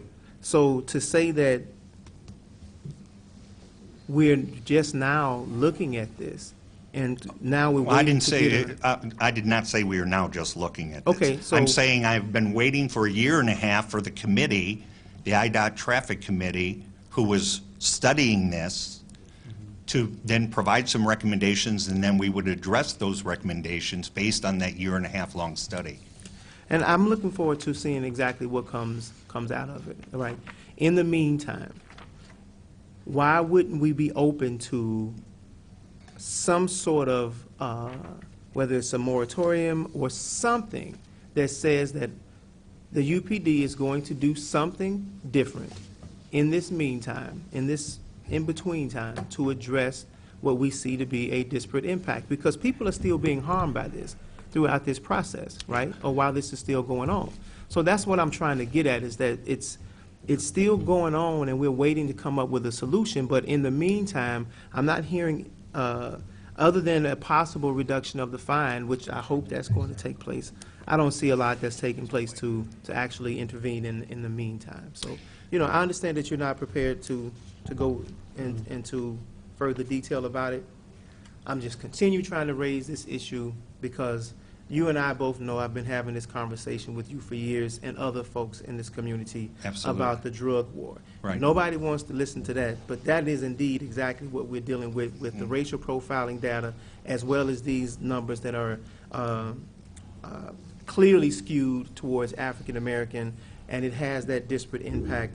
And the investigatory stops that are used to find out what's going on, all that's geared towards African Americans. So that's why these numbers look this way as well. Charlie? Well, I was going to try to clarify one of these examples here, Aaron, because I think the chief sort of gave a counterexample that's a good one. The person walking down the street smoking a blunt is very different from somebody driving under the influence, be it alcohol, marijuana, or some other drug. And so I think that you know, driving under the influence is a far more serious issue. And so now let me you talk for 10 minutes. Let me talk, please. I think the difference here is if you stop somebody for speeding and they've got a blunt sticking out of their pocket, just like I might have a six-pack of beer sitting on the seat, that's when you use discretion. And you ignore that blunt sitting there in the pocket, just like you would ignore the six-pack that's unopened in the seat. That would be using discretion, in my view. I think Alex wanted to say something. I just wanted to make two quick points, three quick points. One is I'm getting tired. The second one is just to make sure that we're on the records right. The mayor and Pat and I, as intelligent as we are not the only people that are going to be involved. As I mentioned, it's a multidisciplinary approach that I would propose. We would have to involve, hopefully, Paul Testa, again, our statistician. We'd have to involve the Police Training Institute, especially for some of the more technical kinds of implicit bias training. So it's more than the three of us. The other thing I wanted to mention is there is a place, and I mentioned this a very long time ago in the report, at page 38 of your report from the task force. And I don't think you have it with you. Let's see if I can get there relatively quickly. But on page 38, there is a magical place in this data where the police department gets it a home run. It gets it perfect. Here it is, 38. When you look at, and it's on your monitor, so there is an offense that the Urbana Police Department does not care what color you are, age, money, whether you're the mayor of Urbana. You speed 15 to 20 miles over our speed limit, your butt is pulled over. So to put it into context, what's the speed limit, normal, 35? 30 in most. 30 or 35. So to be going through one of our streets over 15 to 20 miles to 20 miles per hour would mean you would be going between 50 and 55 miles an hour. The Urbana Police Department will pull you over. So when you look at this statistics right here, and you look at, here it is, driving, this number, it almost perfectly mirrors the white Caucasian population of Urbana. When you look at it for African Americans, it mirrors almost exactly the population of Urbana. When you look at it for Hispanics, again. So there is this place where we really get it right. And part of it is, it's just so obvious. When you see a car zooming through, we're getting you. So this is some good news, because we can shoot for that level of sophistication in effective enforcement. There's things you have to control for, clearly, like how obvious it is. But I just really want you to know that if you wonder, can we achieve it? We do. We do right there. Dennis. And however much I think I respect and honor the conversation about solving disparity, I think that we also have to realize that each individual has the power to avoid trouble if they choose to. That's called self-responsibility. And if you want not to have an experience that endangers your future or to cause financial distress, you could just know that by avoiding certain instances and situations or experiences, you actually will not become a subject of a search, a stop, or an unfortunate incarceration. I think that each person has the right to choose how he gambles in life. So I think that that's just like a missing aspect. Self-responsibility for your actions. You know what the results might be. And I think that you have to, I'm not into victimhood consciousness. I think everybody has the ability to avoid difficulty in their life through right action. That's just another aspect of this conversation. I think that we're looking for patching the situation where we're having difficulty, we're having trouble, but partly that individual who's involved has to take some responsibility for where he's at this moment in time, because I don't think there's any accidents. Bill? Yeah, I had a question about the fines. As far as, I know there's some state statutes that allow a range of fines, like a minimum and a maximum, and when you arrest somebody or stop somebody for that, is that the officer's discretion whether what fine they charge, or is that after it goes to court, then the judge decides? Yeah, the police department has nothing, the fine is established by So the the city police council. never use any discretion on fines? Okay. I think that's enough. I was wondering if that was an option for us, and it probably wouldn't be, because you wouldn't want to give them that discretion. And then as far as the speeding 15 to 20 miles per hour go, I think that's a good example of really a completely blind sample. So it is probably a good representation of, I mean, it shows that African Americans don't drive any differently than white people. So I think it is an argument for why are they getting tickets in some of the other situations. But if we want to get back on fines, I guess I would support a larger fine, but probably not $5. I mean, it's larger than $5. Larger than $5, but much smaller than 300. Eric? Dennis, you know, I have 2 adopted African-American children, African-American grandchildren. I can compare their experiences to mine and to their siblings who are not African-American. I guarantee you, you do not have to do anything wrong if you are African-American to come to the attention of authorities or to be discriminated against in many, many different areas of life. I mean, what you said is, I mean, I'm in favor of personal responsibility, but these disparities are not due entirely, maybe not even in large part, to character. Aaron? So,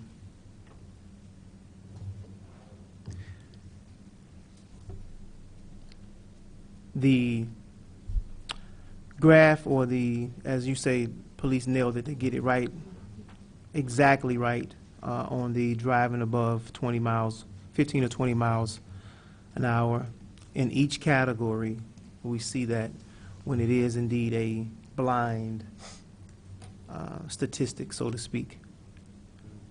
And it just bears out almost to the numbers and the differences in demographics. So that definitely tells us that there's something else going on in these other categories then. Because when it's so clear and the numbers pan out the way that they're supposed to, because then it's people of all ethnicities, have people with good character and some with pretty foul character. And so with the white population making up such a huge percentage of Urbana and Champaign, it would, as this statistic shows you, it would clearly show that they would be in violation of these laws more than any other particular group, just based upon sheer numbers. Because we all violate the law at the same degree, we all use drugs at the same degree, and sell drugs at the same level in each ethnicity. Studies across the country for decades have shown that. So this is not about a lack of character or inability to drive within the speed limit. This is about some other factors that we're trying to tease out. And given the racial disparities, I don't know how one rules out race. I don't know how you do that. So I do believe that a obvious disparity that's existing for the marijuana does give this body the impetus to say, look, until we can fix this, let's put the number at a number that we can all live with until we work through this. So my motion is I got 5 on it, and we can play the loonies or something behind it if we need to. It's been seconded.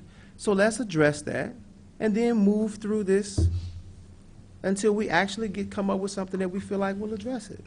That's my motion. It's been seconded. Well, we are entertaining a discussion item at this point in time, and I believe There's a motion on the floor. city council rules preclude action Okay. Yeah, on a discussion item. Yeah. Got it. So a point of order Charlie? here, I think, was, so basically, the motion could be to direct staff to draw up an ordinance at $5, setting the fine to $5. So a And- sense of the council kind of thing? Right, or- yes, and yep. Instead of wasting staff's time, why don't we just get a sense of the council now?